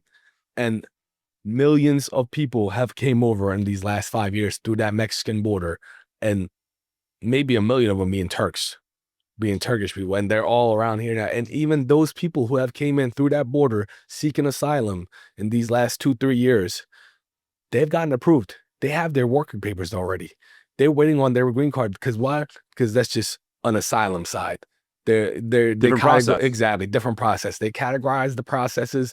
Our process just doesn't seem to be moving. I don't know What's going on? what's going on with that side of the process, but the asylum process seems to be moving because people who've been here for 2-3 years have already have their social security card. They have working permits. They could do everything. I'm just looking at them like, dude, I've been here damn near 20 years. Right. I'm like, I don't have a social security card in my pocket to this day. So that brings us kind of like to the president's story. This is like how I kind of, because obviously I live like 25 minutes away, right?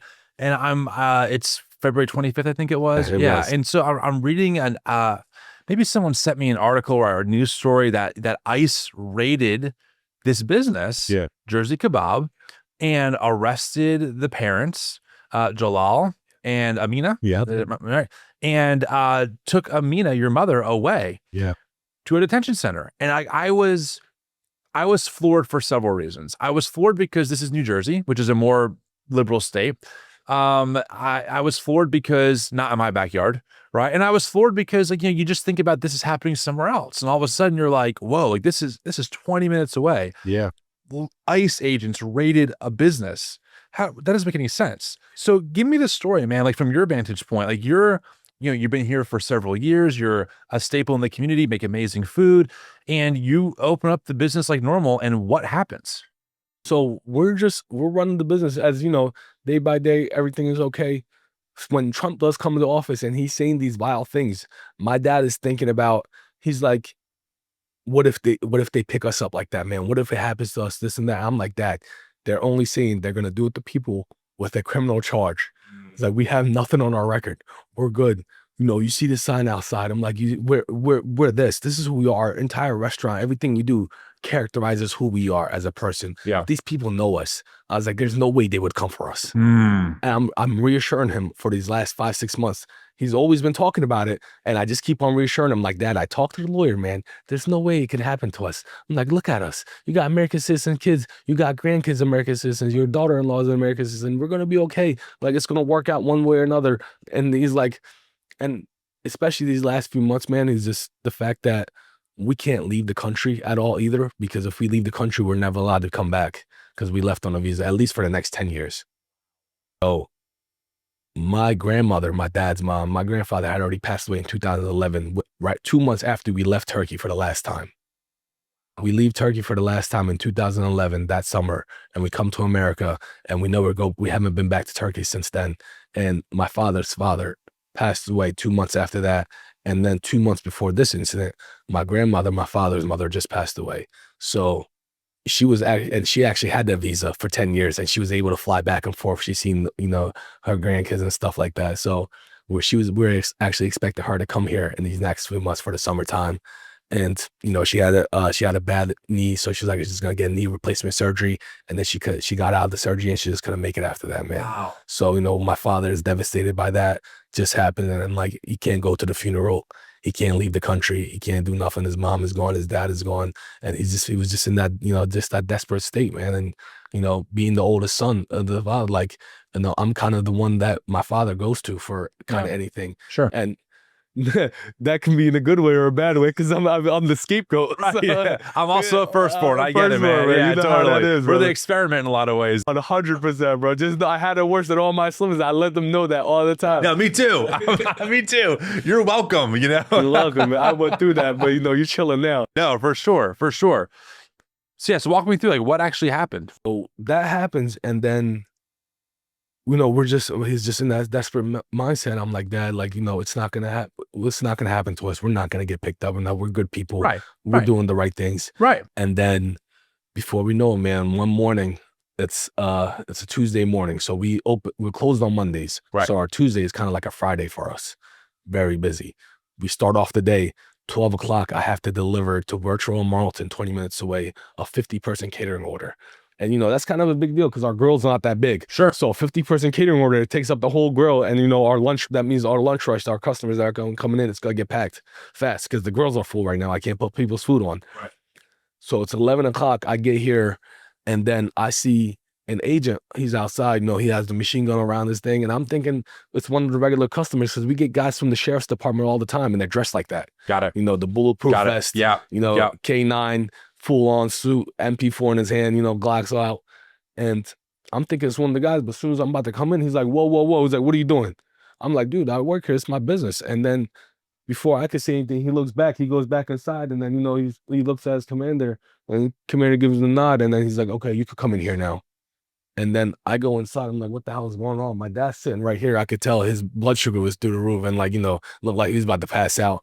And then the lady had my mom right there. It was they're all masked up. You see only their eyes. Really? Like all greened out, like they're about to go straight to war, bro. You And can't even like, see their faces. no. And like the guys, like as soon as, and I peeped a couple of guys, bro, as soon as I came in, you know, finger on the gun, looking at me, Wow. and stuff like a threat. Cause I had a big water casket in my hand too, looking like I was about to swing that thing. Like immediately, man, just eyes turn. And then they're like, okay, we're gonna be out now. So immediately, within 5 seconds of me being here, she starts walking out with my mom. Whoa. And my dad just tucks out the truck's keys and he leaves it on the table. He's like, dude, he's like, it's on you now. He's like, there's stuff in the truck. My mom's like, awesome. He's like, go cook the catering order. He's like, that's what your mom's saying? She's like, go start the catering order right now. Dude. She's like, everything is ready. He's like, go cook it. He's like, deliver that order. He's like, we're going to be right back. And apparently the guy had told my dad, like, oh, there's just a couple missing information in your paperwork. We just need you to come down to the station. We're going to sign off on it, and then we're going to release you guys. That's what that was said, right? So they lied. Of course. Directly. Of course, directly. There's no warrant at all. Right. While all this is happening, they're walking out. They're getting pushed into the cars. I'm looking at the cars. I run outside immediately. I'm trying to take a picture of the car and stuff. Like, I'm like, yo, where are they taking my parents? We don't know what's going on. My wife calls me, and we actually live in the same exact house with my parents. It's like the garage side is turned into an apartment. Yep. So we're all together in this one big space. And she's like, there's ICE agents at the house. It's like, they knocking on the door. He's like, I open the door. She's like, my little sister, who's still not the file with my mom and my dad, they're asking for her. So my little sister, she, the one 2 years younger than me. Yeah. What I am as a man, that's kind of her female version. She, except coming out of high school, she was a valedictorian of Sterling, and she got a full ride to Swarthmore just off academics. So wow. she's a Swarthmore graduate, double major. Wow. You know, economy, and then Islamic history and Arabic. So she's like doing both ways. Wow. And, you know, she just graduated last year. She's a college graduate. And I remember Trump saying in one of his things, like, if you're graduating college with a top degree like this from a top university, you should be graduating with a green card, with a permanent residency if you're going to college in America and you're able to apply yourself to that level. Right. So I'm telling my sister, I'm like, yo, he just said this. I'm like, I think you might be good, dude. And I'm telling her that for the last 6 months. And then immediately, like, ICE just come to the house. They're looking for her too. And then, by the way, did they actually arrest? Were your parents in handcuffs when you walked into the? of course, they were handcuffed. They were already. My mom was handcuffed as I came in. My dad was getting up. They handcuffed him. They took him straight into the cars. Dude, if I walked in and saw my mom, who's like the nicest person in the world, like I would probably lose my mind seeing my mother in handcuffs. Because, like, you know, it sounds like our mothers are the same in the sense of, like, they love their children. They've given everything for their families. They're super sweet. They're caring, empathetic people. Like, my mom has not like a bad bone in her body, you know? And the thought of my mom in handcuffs for no reason would just send me. It would send me. Yeah, man. Yeah. Jeez, dude.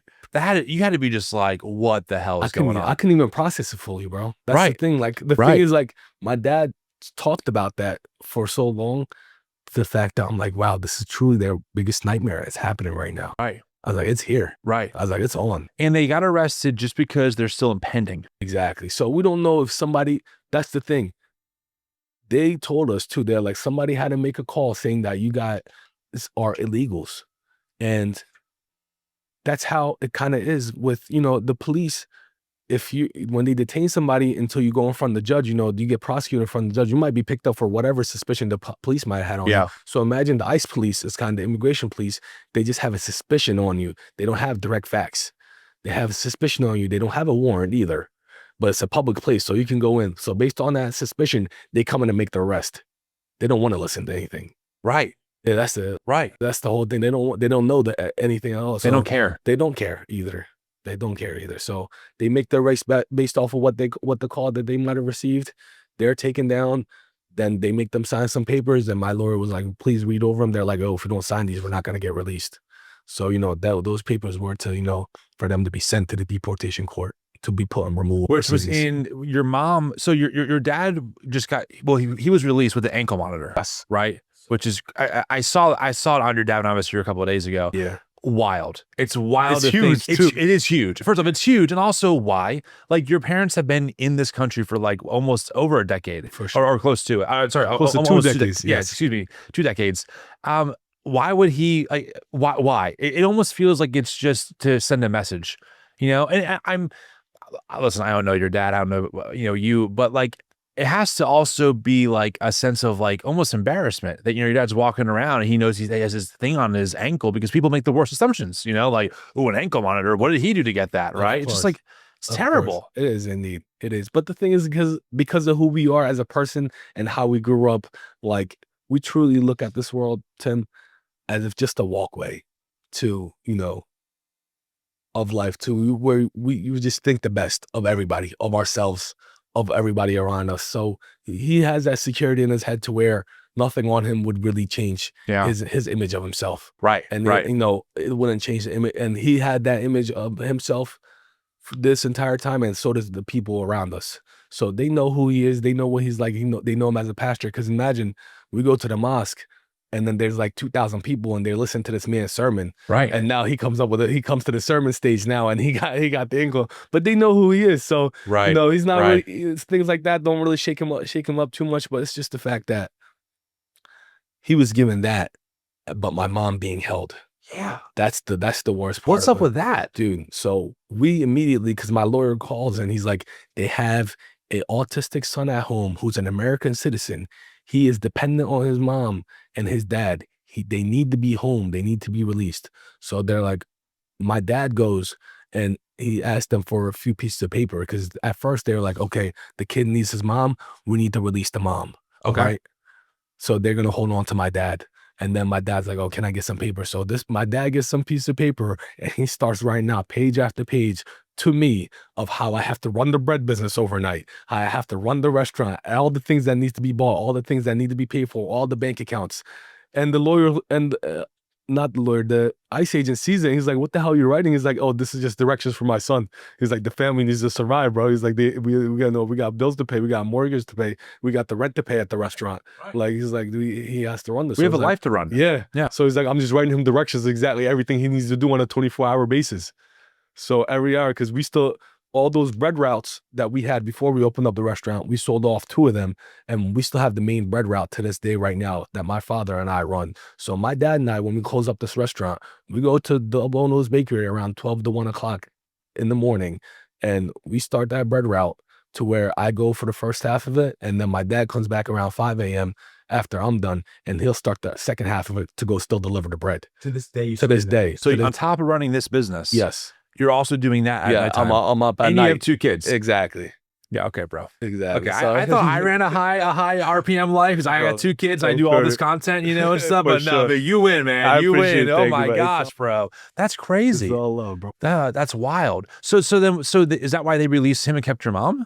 So yeah, I mean, if that's that, then he kind of realized, he's like, yo, if like, if the kid that's autistic is financially dependent on you, he's like, we'd rather keep her and then release you. And he's like, but she's emotionally dependent on the mother. Right. She needs to be out. Totally. But they're like, oh, once she goes in front of the judge, they'll decide that. And I was like, Dad, they're deporting everybody they pick up, so she cannot go in front of the judge. Because the judge, if the judge doesn't listen to her story, and because the prosecutor side, they're just gonna say anything and everything to try to get the judge to decline it.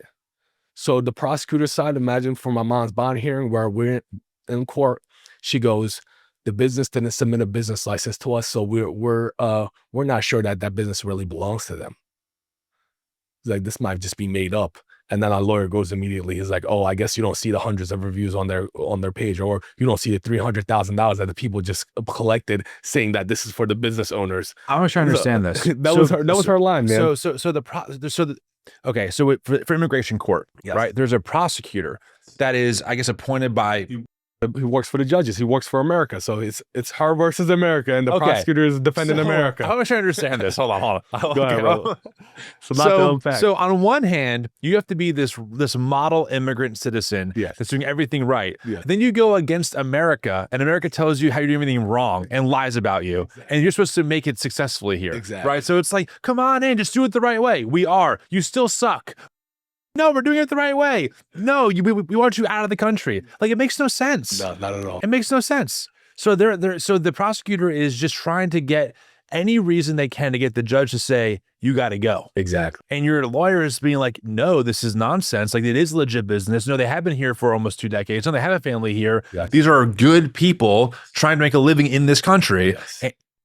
So immigration court is kind of like criminal court, bro, where there is a prosecutor and there's a lawyer, and our lawyer is literally defending us, bro. It might just be called an immigration lawyer, but that man is literally, he's in court and he's fighting for you, man. Like, and this is the court up in North Jersey? Elizabeth. Yes. Elizabeth, yeah. So that's what we're fighting for, to get that bond hearing before she goes in front of the deportation court. Because if she was to go in front of the deportation court and they do win without us getting our full story across, and the judge makes a decision just off of what he's seeing right now, right there, she might be deported, bro, and we can't go back on that. Okay, so let's back up a little bit. So this happens in February. Yes. Your dad gets released with an ankle monitor. Your mom gets detained at Elizabeth Detention Center. Yes. Right? How long was she there? Oh, she was there approximately for 15 days. But the ladies that were in her cell with her waiting for a bond hearing have been in there for upwards to about 6 months, to some of them even a year. And it's not like a regular jail either. It's a third-party cooperation that has about 50 units in America. It's like a big Amazon warehouse unit. And there's not actual prison guards there either. They're just regular security workers. Like private contractors. Exactly. So it's like a security worker. They're hired by this company named Core Civic, and it's this main Republican guy actually owns the company as well. Shocker alert! Yeah, I'm so no way, really? Yeah. So he has about one in each state in America right now. So every single person who's being held at his facility, he's getting paid by the government per person that he houses in his third-party immigration camp, isolation camp, they call it. And there's no windows. There is no going outside. There is nothing. You're held in a cell with about 20 people with you. You're placed in like bunkers, like you're in a college dorm room, or in the military. Right. So no privacy, nothing, man. And it's just windows. It's just one room you're in all day long. And these other women that are also immigrants have families and have kids, and they're talking months. Tim, there are 2 ladies in there that had 1-month-old babies. Stop. They were pumping out breast milk every day. You're all allowed to see them 1 hour a day. 1 hour a day, every day. There's a visitation period. And I would see this young kid. She's about 12, 13 years old. He has a baby in his hand that's about 1 month old. And then he has 2 little girls with him that are about 4 or 5 years old. Their father is not there, and the mother has been picked up. The grandmother gives them a ride to the facility every day, and she gets a big bowl of breast milk that's in little containers, and then they go and freeze them to feed this baby. That the baby, they don't allow them in the detention center either. So imagine a baby and a mother, how deep their connection is in that, especially that first month of life. Totally. And the mom's not even there, man. The mom is in jail. And she gets to see the baby for 1 hour a day. And that's how it is. They pump out breast milk. There's only one machine too. So my mom's like, they would just pass the machine back and forth. Oh my God. Just pumping out breast milk all day, putting them in It's plastic not sterile, it's containers. not hygienic. Like, insane. It's so, dude, it's so weird being told by so many that we're a Christian nation. And I'm like, I don't think a Christian nation would do this. Like, if we were a Christian nation, you would think that we wouldn't be separating mothers from their 1-month-old children, making them share breast pumps so they can feed their, like that. It's hard to imagine anything more inhumane than that, right? Because to your point, I have 2 kids. I was there for both of the births. Like, that first month is like a very intense time for them, especially for the mother and the child, right? They're usually breastfeeding. It's key. Like, it's key for everyone involved. And if my partner was separated from my 1-month-old at that time, she would be a wreck. She would be an absolute wreck. And that child would also be a wreck as well. Like, it's not. Again, it's funny just hearing the rhetoric of pro-family, right? We're the party of pro-family values. There is nothing more anti-family than that. And just because of someone's immigration status and probably because of their skin color, right? Those people are seen as less than human. And no, it's not pro-family for them. And people suffer because of that. It's unbelievable. It's unbelievable indeed, Wow. bro. Unbelievable. Was your, I mean, I would imagine your mom was probably Yeah, I mean, being like helping them as much as she was could. hands on, Yeah, of course, I man. bet, Of dude. course. Immediately, she I was can't like, imagine her just sitting down and be like, "Not hell my no." problem," Yeah, you know? she's like, Yeah. immediately, as soon as she got there, man, she was like, I looked around the cell. She's like, what can I do for you? There's an old lady there from Ukraine, Ukrainian old lady. She's like, she's 67 years old. And my mom was like, she had the smallest hands and feet I've ever seen in my life. And like, because my little brother is autistic, my mom puts that autistic clause on anybody immediately. It's like, I think she might have a little bit of autism because the way she's functioning, she's like, social skills are very like, she's like, she doesn't want to make any eye contact at all. No. She doesn't want to talk to nobody. She's like, she's been in her bed for 3 weeks now. She's like, she's just looking at her. She's like, hair so oily. She's like, she doesn't want to get up out of her bed. She just gets up, eats like 2 bites of food, goes back. She's like, she can't use the bathroom. Her stomach is messed up. So my mom was like, I got her up, man. She's like, I gave her a bath. She's like, we asked for some, you know, asked for some magnesium and stuff from the nurses. Like, you know, she needs to be able to, her digestive is like not working. Right. So imagine a lady laying in bed all day and like, you know, how uncomfortable she might be feeling. No, man. for sure, for sure. So my mom's like, you know, we took care of her, and then she's like, then she started getting out of her bed, you know, started trying to talk to me and stuff. She's like, doesn't speak English at all, Russian only. And imagine a 67-year-old lady that got locked up. She's like, Probably scared to death. doesn't have nobody to call. Right. Like, Scared to death, dude. scared to death. Like, And I, you know, we talk a lot about, in the Christian tradition, you know, heaven and hell, obviously, is a big part of that. And I just think, like, you know, that's hell on earth. Like hell is real, and it looks like that. You know, it looks like separating children from their mothers. Looks like, you know, old elderly women who can't speak English, being alone in a cell, not knowing what's going on, and like we're creating it. What's wild is that it doesn't have to be this way. It doesn't. It's only this way because of corrupt systems that are built that, like, and they could be dismantled. We can think about. Listen, you know, America prides itself on being exceptional, right? And we put a man on the moon, we do all this amazing stuff. We make iPhones, right? Cool. But like, so we could fix this. Like, America could fix the immigration system if we really wanted to. We could streamline it. We could figure out a way to make sure that people who come in here are good humans and are safe. There's ways to do all of that. We're just choosing not to. Yeah. And it's wild to realize that, right? It's wild to realize that the only reason your mom got arrested is because someone in power and authority made the arbitrary decision to raid your place of business because they were deemed as a threat for no reason. yeah. That is crazy to me. It's crazy. And immediately, as soon as we get all that media press that came in, ICE then had to, you know, they had to put out a public statement. I All saw my that. parents, yeah. And they put out the most general statement ever. It was so bad. It's so bad. Oh I'm like, my bro, God. at least put a name on these people and try literally read through the file. That's all you need to do. No, right. Read through these people's Right, files, man. right. And if you're gonna make a decision based on that. Just generalizing every single person and put them in one category. It's insane, man. And So, I mean, how about the community though? Like, how did that feel? Was so I showed up the day after it happened, door was locked. I got some, you know, I took that video and I was like, you know, I don't really know what's going on here, but like, I'll keep you guys apprised. I'm for online content and stuff. And, you know, I noticed it started getting traction. Some news articles started picking it up, and it started like getting more and more traction. What was it like with the community around you? Like, did you feel supported by the people here in Haddonfield? What was that like for you? oh man, it was absolutely amazing. To be honest, bro, I didn't realize it would get to this point, but because the incident happened at 11 o'clock when we're opening up, you know, this Right. community goes out to lunch at 11 through 12. Right. So at lunchtime, we're packed out. And we have regular guys that come in. I know exactly what soup they're having that day. So all my regular guys are about to show up. And then out of nowhere, they see U.S. Marshal, K9, suits up, you know, masked up, machine guns in hand. Immediately on the Haddon Township neighborhood page on Facebook, where there's like 20,000 people in there. What's going on at Jersey Kebab? There's U.S. Marshals there. And immediately everybody's commenting like, oh, if the marshals are there, there have to be some real crime involved. It's like, maybe it's like, it's a setup. It's a, you know, for a house, maybe they're money laundering. Right. Drug money, something. Yeah, of course. Accusations Right, after of course. accusations immediately starts flying in. Of course. But then everybody who have been like our family, you know, throughout these years, bro, immediately they start commenting, these aren't that type of people. There's a misunderstanding. Something's going on. And then all I do is go on there. I just type in, I'm the son of the owner. We have upholding immigration status that we're waiting on to be answered right now. I was like, somebody have called and said my parents are illegals, so my parents were just picked up by ICE agents. I was like, we don't know what the future is going to hold. I was like, I will be putting out a template for people to fill out. If you're a witness what kind of people we're like, we'd just appreciate it if you just wrote a couple words and signed underneath it so that we could present it to the judge, Right. so that they can be released. Right. So I just said that, and that response on that Facebook page got screenshotted and started getting posted by media outlets immediately. And immediately they're like, ICE raid at Jersey Kebab, ICE raid at Jersey Kebab. By the end of that night, on the 25th, so continue on with the story, they get picked up, Right, they're yeah. gone. Right.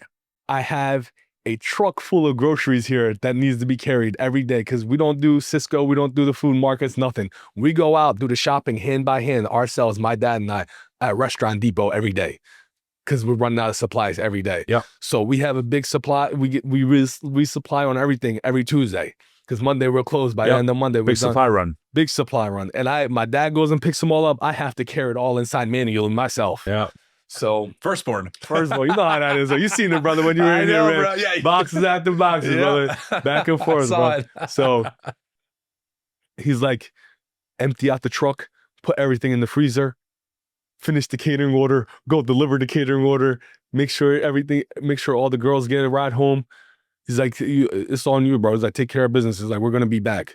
That's what kind of thing he was saying. But immediately, we're looking at the girls, and the girls themselves, they're like scared because they're immigrants as well. So they're thinking they're like, even though they're all on student visas and stuff, they have legitimate visas that like they're able to be here and they have the authorizations. They're still scared because they can get picked up like that. Well, and frankly, you're right, because we've seen it, bro. Yes. They're picking up people like Yes, that. So totally. the girls immediately, these visas mean nothing anymore. nothing, bro. It's unreal. It doesn't mean anything. And we thought that it meant everything before, but now it clearly doesn't mean anything at all. So, And by the way, when you say the girls, you mean like your coworkers, employees? Yeah, okay, employees, got it, yes. got it. So my mom's girls, they're like our sisters. So when we say the girls, and we all the employees. Yep. I love that. So the girls, man, immediately they start panicking. I'm like, girls, just relax. Let's finish this catering order real quick. Right. I'm gonna get you all home. Right. Just no worries. And then two of them immediately they called their rides. They're like, we're gonna get picked up. I'm like, girls, this is okay. Like they're already gone. They're not gonna take you guys. Right. I was like, the threat is gone. Like, Right.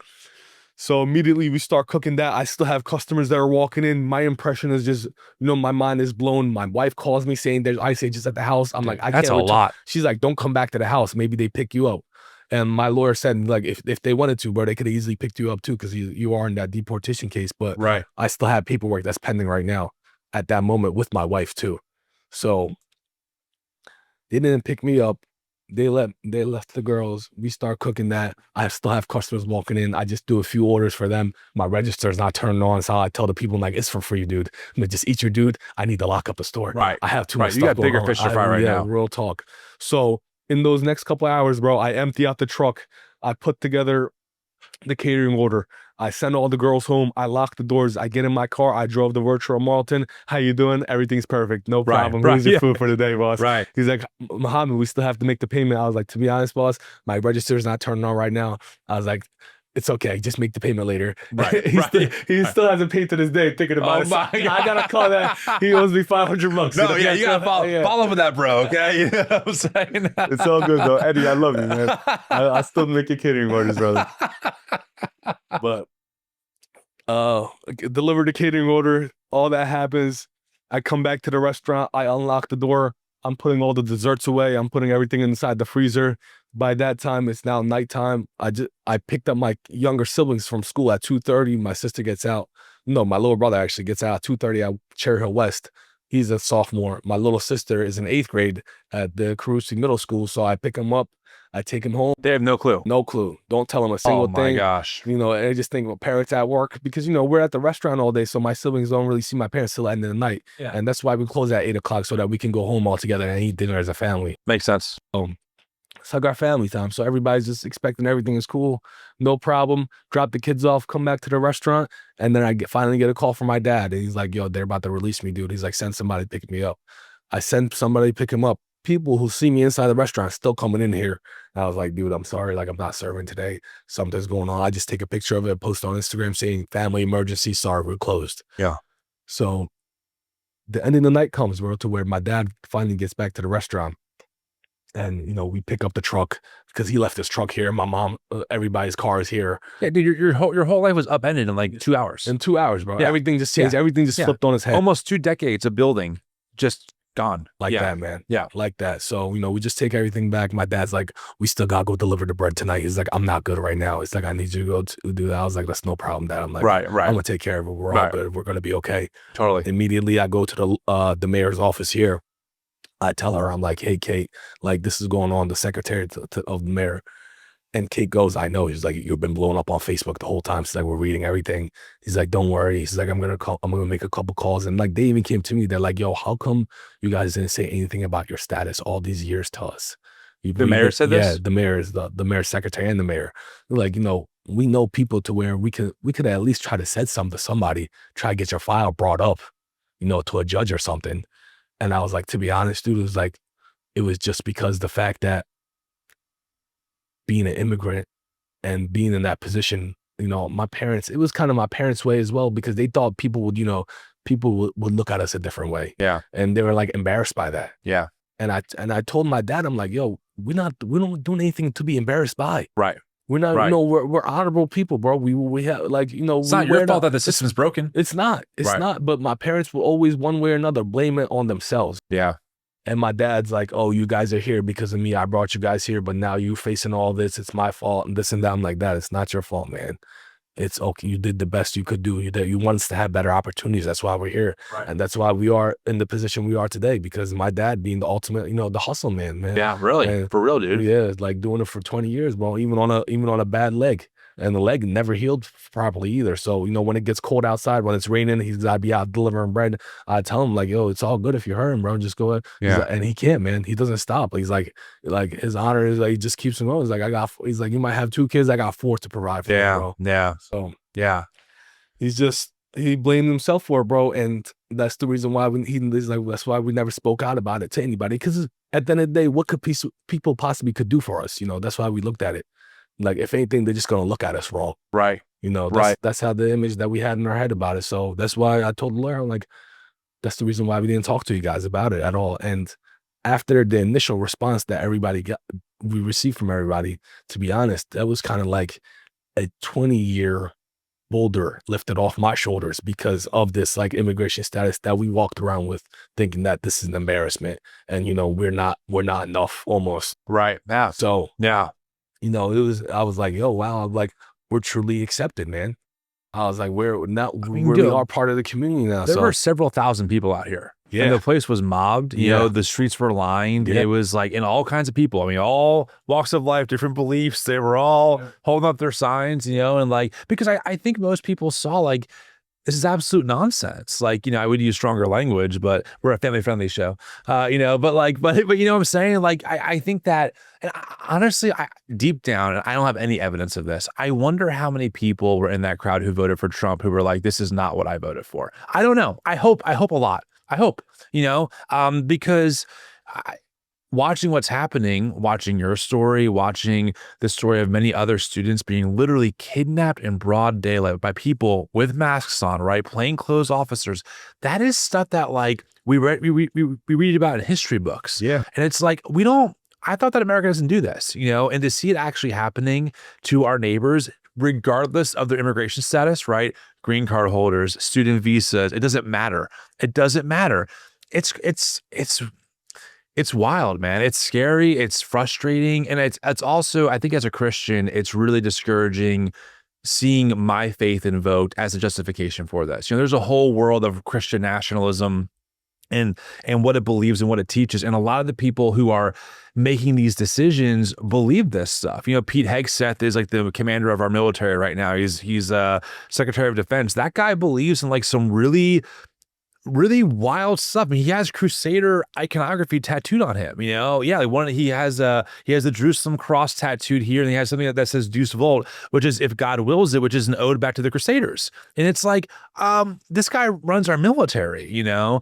And so it's been discouraging for a lot of people who are Christians who grew up in a certain way of thinking about these things, seeing our faith co-opted for power and control instead of loving all of our neighbors. Because I mean, you can quote many passages in the Bible about welcoming the immigrant and the foreigner. Like it's all there, bro. It's all there, you bro. know? And again, it's another reason why so many of us walked away from that room of the Christian house, because we said, wait a second, here's the Bible that you taught me is God's word. I'm reading these verses about welcoming the immigrant, and you're saying, no, ignore that part. You know, it's like, no, that's not how this works for me, you know?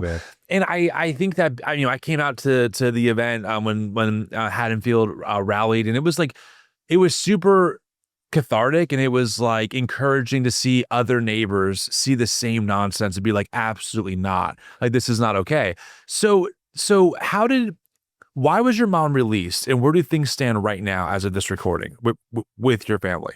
So she was released just based upon the fact that we were able to get that bond hearing. So what ICE does is they hold on to your paperwork and not send it to the judge. As long as they have your paperwork, you cannot even be processed in the court system and to go in front of the judge. So we're like, send my mom's paperwork over right now, and so we can, our lawyer can make his his entrance into the system and say, we want to apply for a bond hearing. We need to get in front of the judge. So they hold on to people's paperwork for months before handing it over to the judge. So then the court system holds on to it for even longer. So as long as ICE holds that paperwork, they will not release that person out of their detention? Exactly. So you need ICE to release the paperwork so your mom can get out. Yeah, exactly. to the judge. To the judge. Then the judge had to approve of a bond hearing. Then we go in front of that judge. Then he approves of a bond. He could deny it too in the court. So in that bond hearing, we're able to show all the evidence and all the letters that were written by the Haddon Township Equity Initiative Program. They had a letter writing event over at the yoga center. Yes. So those letters, I took the entire stack of letters, placed them right in front of the judge. So they had an impact. Of course, man. Of course. Well, that's important because a lot of people think that, writing a letter won't do anything or raising our voice is useless, but you're saying that had a direct impact. That was literally our witness statements, bro. It was literally a witness statement. So we're like, okay, all these papers, there's 300 witnesses right here to this person being a good person and deserving to stay in America. Not a threat to society, deserves to be here. Yeah, exactly. So the judge looks at that, but then the prosecutor is pushing something else. They probably seen the media attention that it got in the last 2 weeks, so he's taking everything into consideration. So he was right in the middle about it. He could have even said, oh, this person has no criminal charges. There's no there's no suspicion that why they were picked up to begin with. Right. There was no probable cause. So, I could just release them without a bond. You don't have to pay a bond. Just come back when you got to go to court. Right. He could have said that. But, is that what he said? No. Come on. No, man. What did he say? He was like, okay, just based upon the fact that, taking the evidence into consideration, pay $7,500 is the bond. Boom. There it is. She's applying for a bond. So immediately, then that bond court had already closed by the time we were in front of the judge because it closed at 3. I never seen an government office that closed at 3 because when all of them closed at 5. Our hearing with the judge was scheduled at 1:30. We sat right before the office, in the office for 2.5 hours, bro. So by the time we got in front of the judge, it was already 3:30. Right. I was like, there's no way we're getting my mom out today. That's what everybody was already planning on. So we go there, we go through the thing. We finally get out. It's like 4:30 now. And then we go back home. And then the next day, we got to wake up super early, got to go to the bond court, post the bond, then get those papers got to get sent to the immigration detention center. Then they have to process it. They have to process her. So the next day after that, we go back to Elizabeth. We wait there from the court's it closes at 3. So everything doesn't matter if you post a bond at 9 a.m. The bond court closed at 3 p.m. So all the bonds that were paid that day until 3 p.m., they get processed all at 3 p.m. So he's like, it don't matter what time you post it. Oh he's my gosh, dude. So he's like, okay, so you post the bond, it get processed at 3, starts a 2-3 hour process. So we're waiting outside the thing, cameras on, all the TV news stations there. Just 3 hours, man. We're waiting for my mom. They just get out of the doors. And then finally they give her all her stuff back. She puts on her regular clothes. They had the hijab she was wearing, the head covering. they're like, oh, this is too big, too massive, like you might choke yourself with it. So they take her head covering away. So what she did was she got 2 extra white t-shirts, she tied them around her head like a thing, and then tied the other one in the back to cover her hair. So They that literally was took away that was like, that was her head covering, bro, for 2 weeks with 2 shirts. Deeply held religious belief. Exactly. And they ripped it out of her. Ripped out of it her out, bro. hands. Ripped it out. She's like, unless you guys give me a sweater, like a long sleeve, she's like, I'm not coming out of this room, so I can't see anybody. So they gave her 1 sweater, and she's like, if I send this sweater away to get it washed, she's like, you don't receive it back. So she's like, she had the same sweater on for 2 weeks straight, every single day. So it was that she finally got her clothes. They finally released her that day after we paid the bond, and then our lawyer immediately appealed her case that was coming through 1 week away. So if she didn't get bonded that week, literally 1 more week after that, 7 days later, she had a deportation court case where she would stand in front of the judge, and she could have lost out, and the judge would be like, she's deported, she's gone. And they're doing it to everybody right now. So, you know, I had if we didn't get that bond hearing and we didn't get through that bond hearing, there was a big chance she would have been deported that same week. Right, and that means she's not coming back. That means she's not coming back. And then you're faced with a decision. Exactly. Right? Like, then we're faced with the decision. And like a massive one. And if I leave at this moment in time in my status, I can't come back either. Even though I have kids here that are American citizens, even though my wife is an American citizen, and they're dependents on me. You know, and even though they are dependents on me, I still can't get a job anywhere else. It has to be a job that I built up myself. Right. Yeah. You can't go to, like, you know, the local convenience store and get a job there. No, right. No, you can't do that either. So it doesn't matter if you have a criminal justice degree. It doesn't matter, you know, who you are, what kind of knowledge what you're eligible for.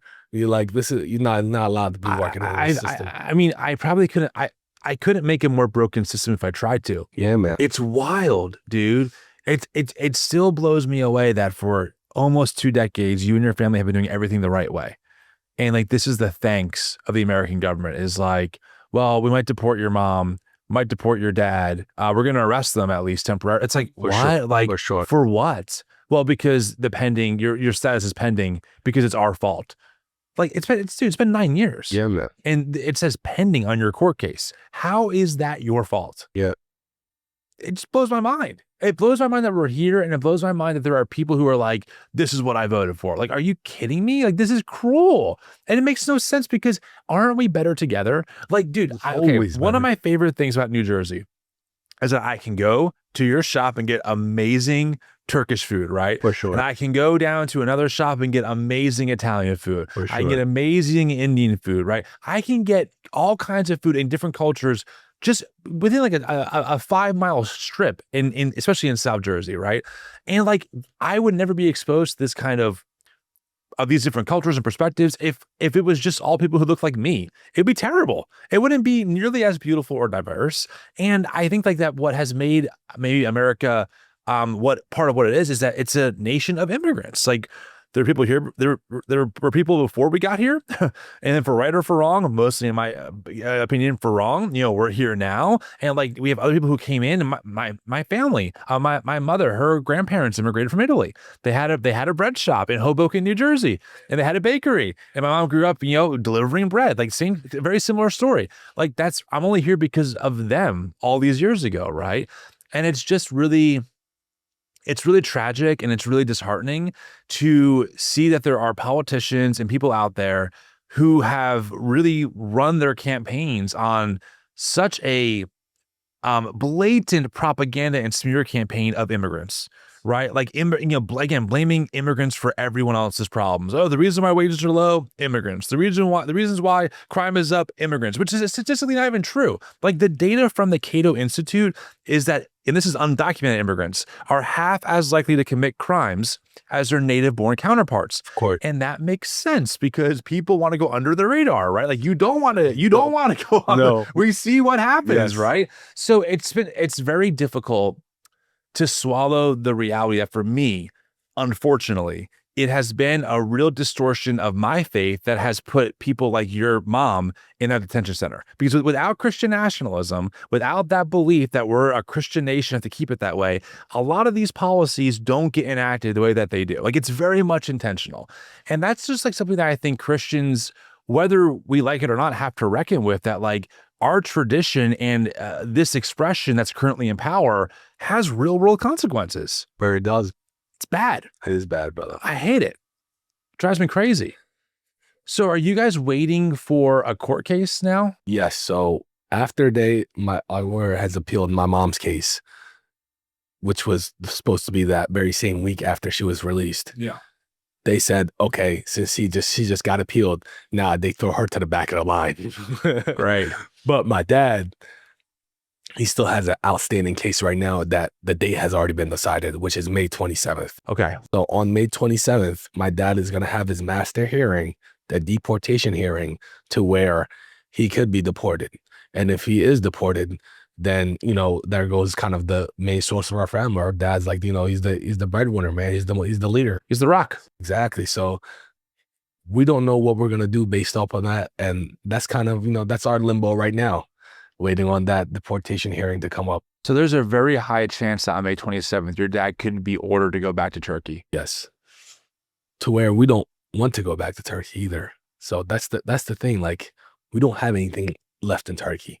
We left Turkey damn near 20 years ago. Right. You know, of course, you know, we love Turkey. We love the country in and of itself. But at the end of the day, in America, as long as you work, like, you can make your own money from your bare hands working. Right. You know, even without anything that we had, you know, even without a social security number, one way or another, there's a way to get money.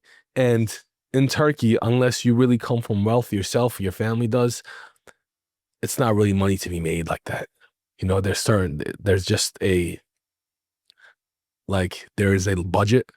You know, everybody's paid that minimum wage. It's very, very scarce that somebody's outside that wage. You know, in America, you can make money 24/7 if you're willing to work 24/7. Right. And that's kind of what we work 60, 70 hours a week, every week. Yeah. And we've been doing that for 20 years. Do you think, would your dad like be in danger at all if he went back? Or because he's an imam, but of course. So he'd welcome back, or how would that work? So that's the thing. In Turkey, the political groups that are in Turkey right now, they've kind of took that freedom of speech from people years ago, to where there was a coup in Turkey and the government was, you know, it deemed as though it was going to be overthrown. But, you know, we believe that it might have been an inside job, or however it might have worked out. In Turkey, the president and the politicians, for some few years after the coup and everything happened, you were not allowed to talk against the government. No critiques. No critiques. Doesn't matter what you might have seen them doing, especially because we're seeing things on the international stage as well. So we see, you know, if Turkey is really, who are they siding with on the international stage?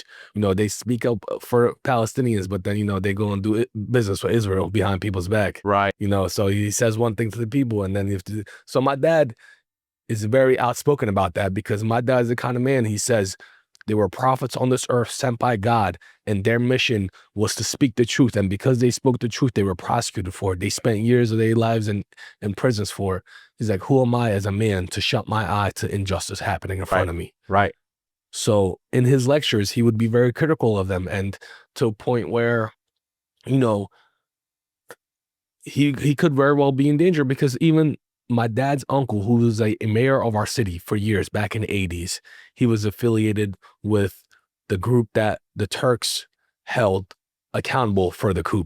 Got it. This imam, right? So the wrong side. Yeah, the wrong side. Yeah. So the wrong side, the imam of that group, he was actually living in America. He's right in PA.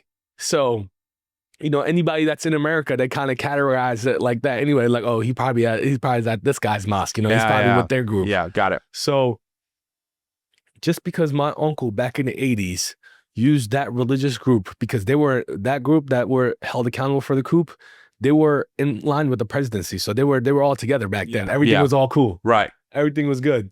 But because he was affiliated with them years later, now the coup happened and now they're deemed for treason. So every single person who was one way or another affiliated with them for the entire history of 100 years, if they're alive, they're arrested. Got it. So my uncle goes to jail for 7 years, a 70-year-old man, imagine. Wow. Like, after he had resigned from his mayorship like 15, 20 years ago. He's a grandfather, has like 5 grandkids, and he's a scholar as well, an author. And all these dudes are put in jail. Half of them die in there because they're all old guys. A lot of stuff to where, like, They mistreated people in so many crazy ways, man, to where my dad, he's like, he just couldn't stay quiet about it.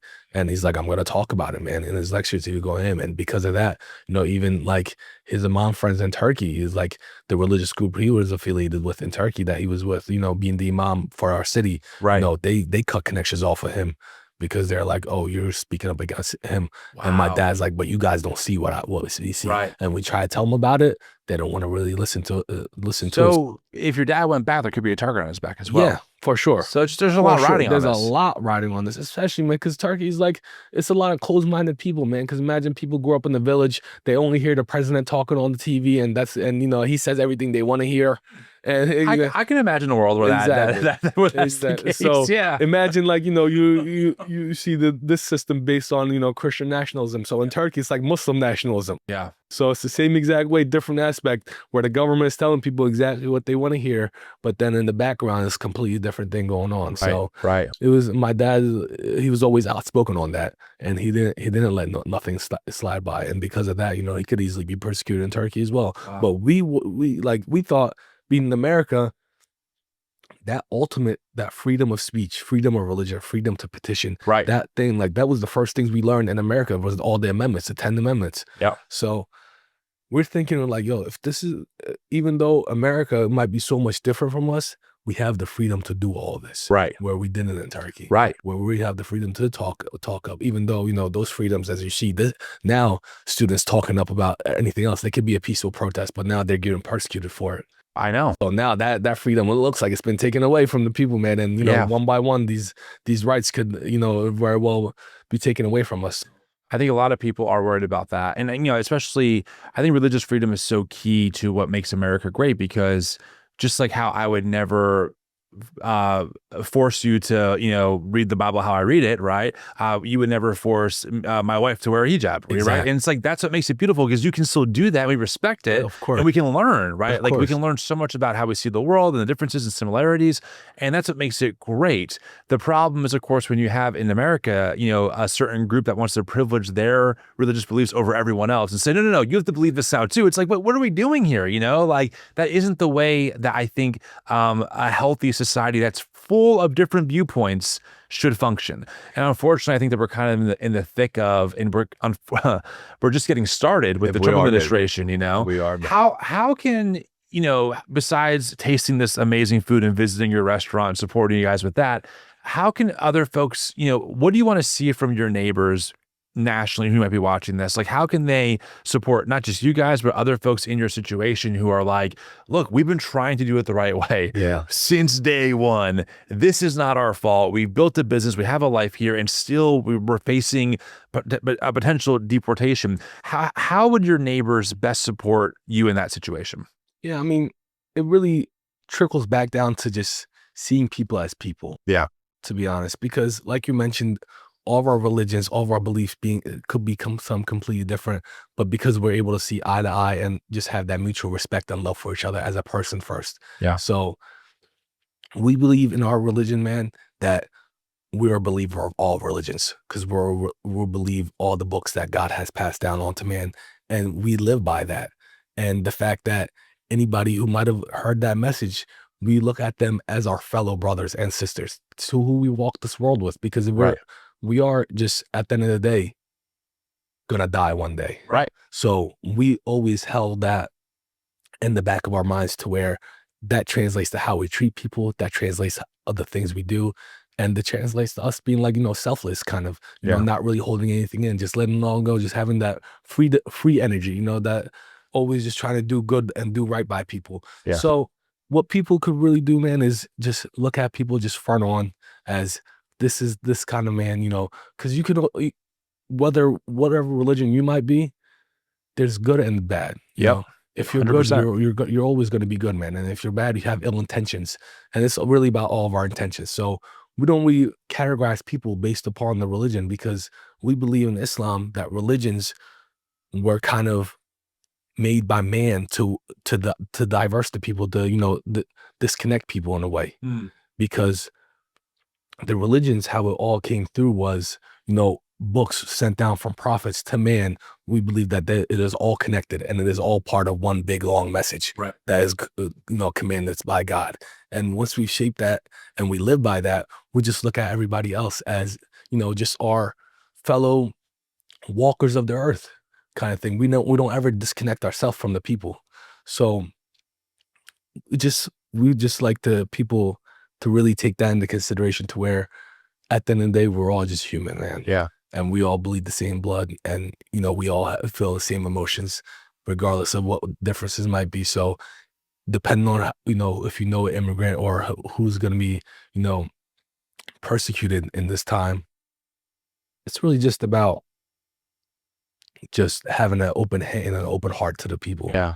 Because we truly take blessings that are that people don't have for granted, such as like a social security number, in my opinion. Right. In my case. Right. So that's what, even though we didn't have much coming up, we were always just still appreciative of everything that we had got.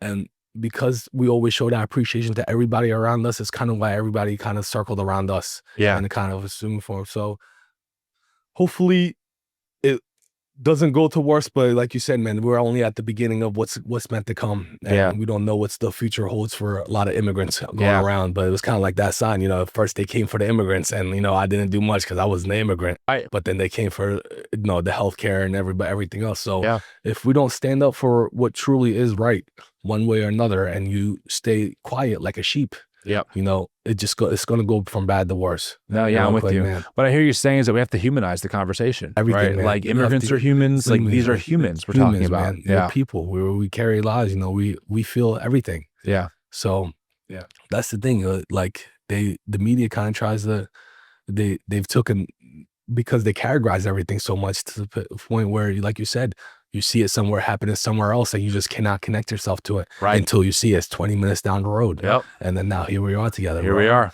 Yeah. Man, we're sharing years of just stories and just experiences, brother. Then and it was all meant to be, bro, one way or another. So, well, Muhammed, man, I appreciate you, first off, letting us taste the amazing food and my pleasure. Opening up the restaurant for us. It was great. I appreciate you, man, so much. I hope that we can keep hanging out beyond this. So it was awesome, brother. dude. My pleasure. I appreciate it so much, bro. Now I need some of that baklava cheesecake. Of course, man. Next. Yeah, we got to refresh the teas, man. Yeah, refresh the teas. Refresh the teas, finish our food, man. Oh, dude, that was great, man. Dude, that was so good.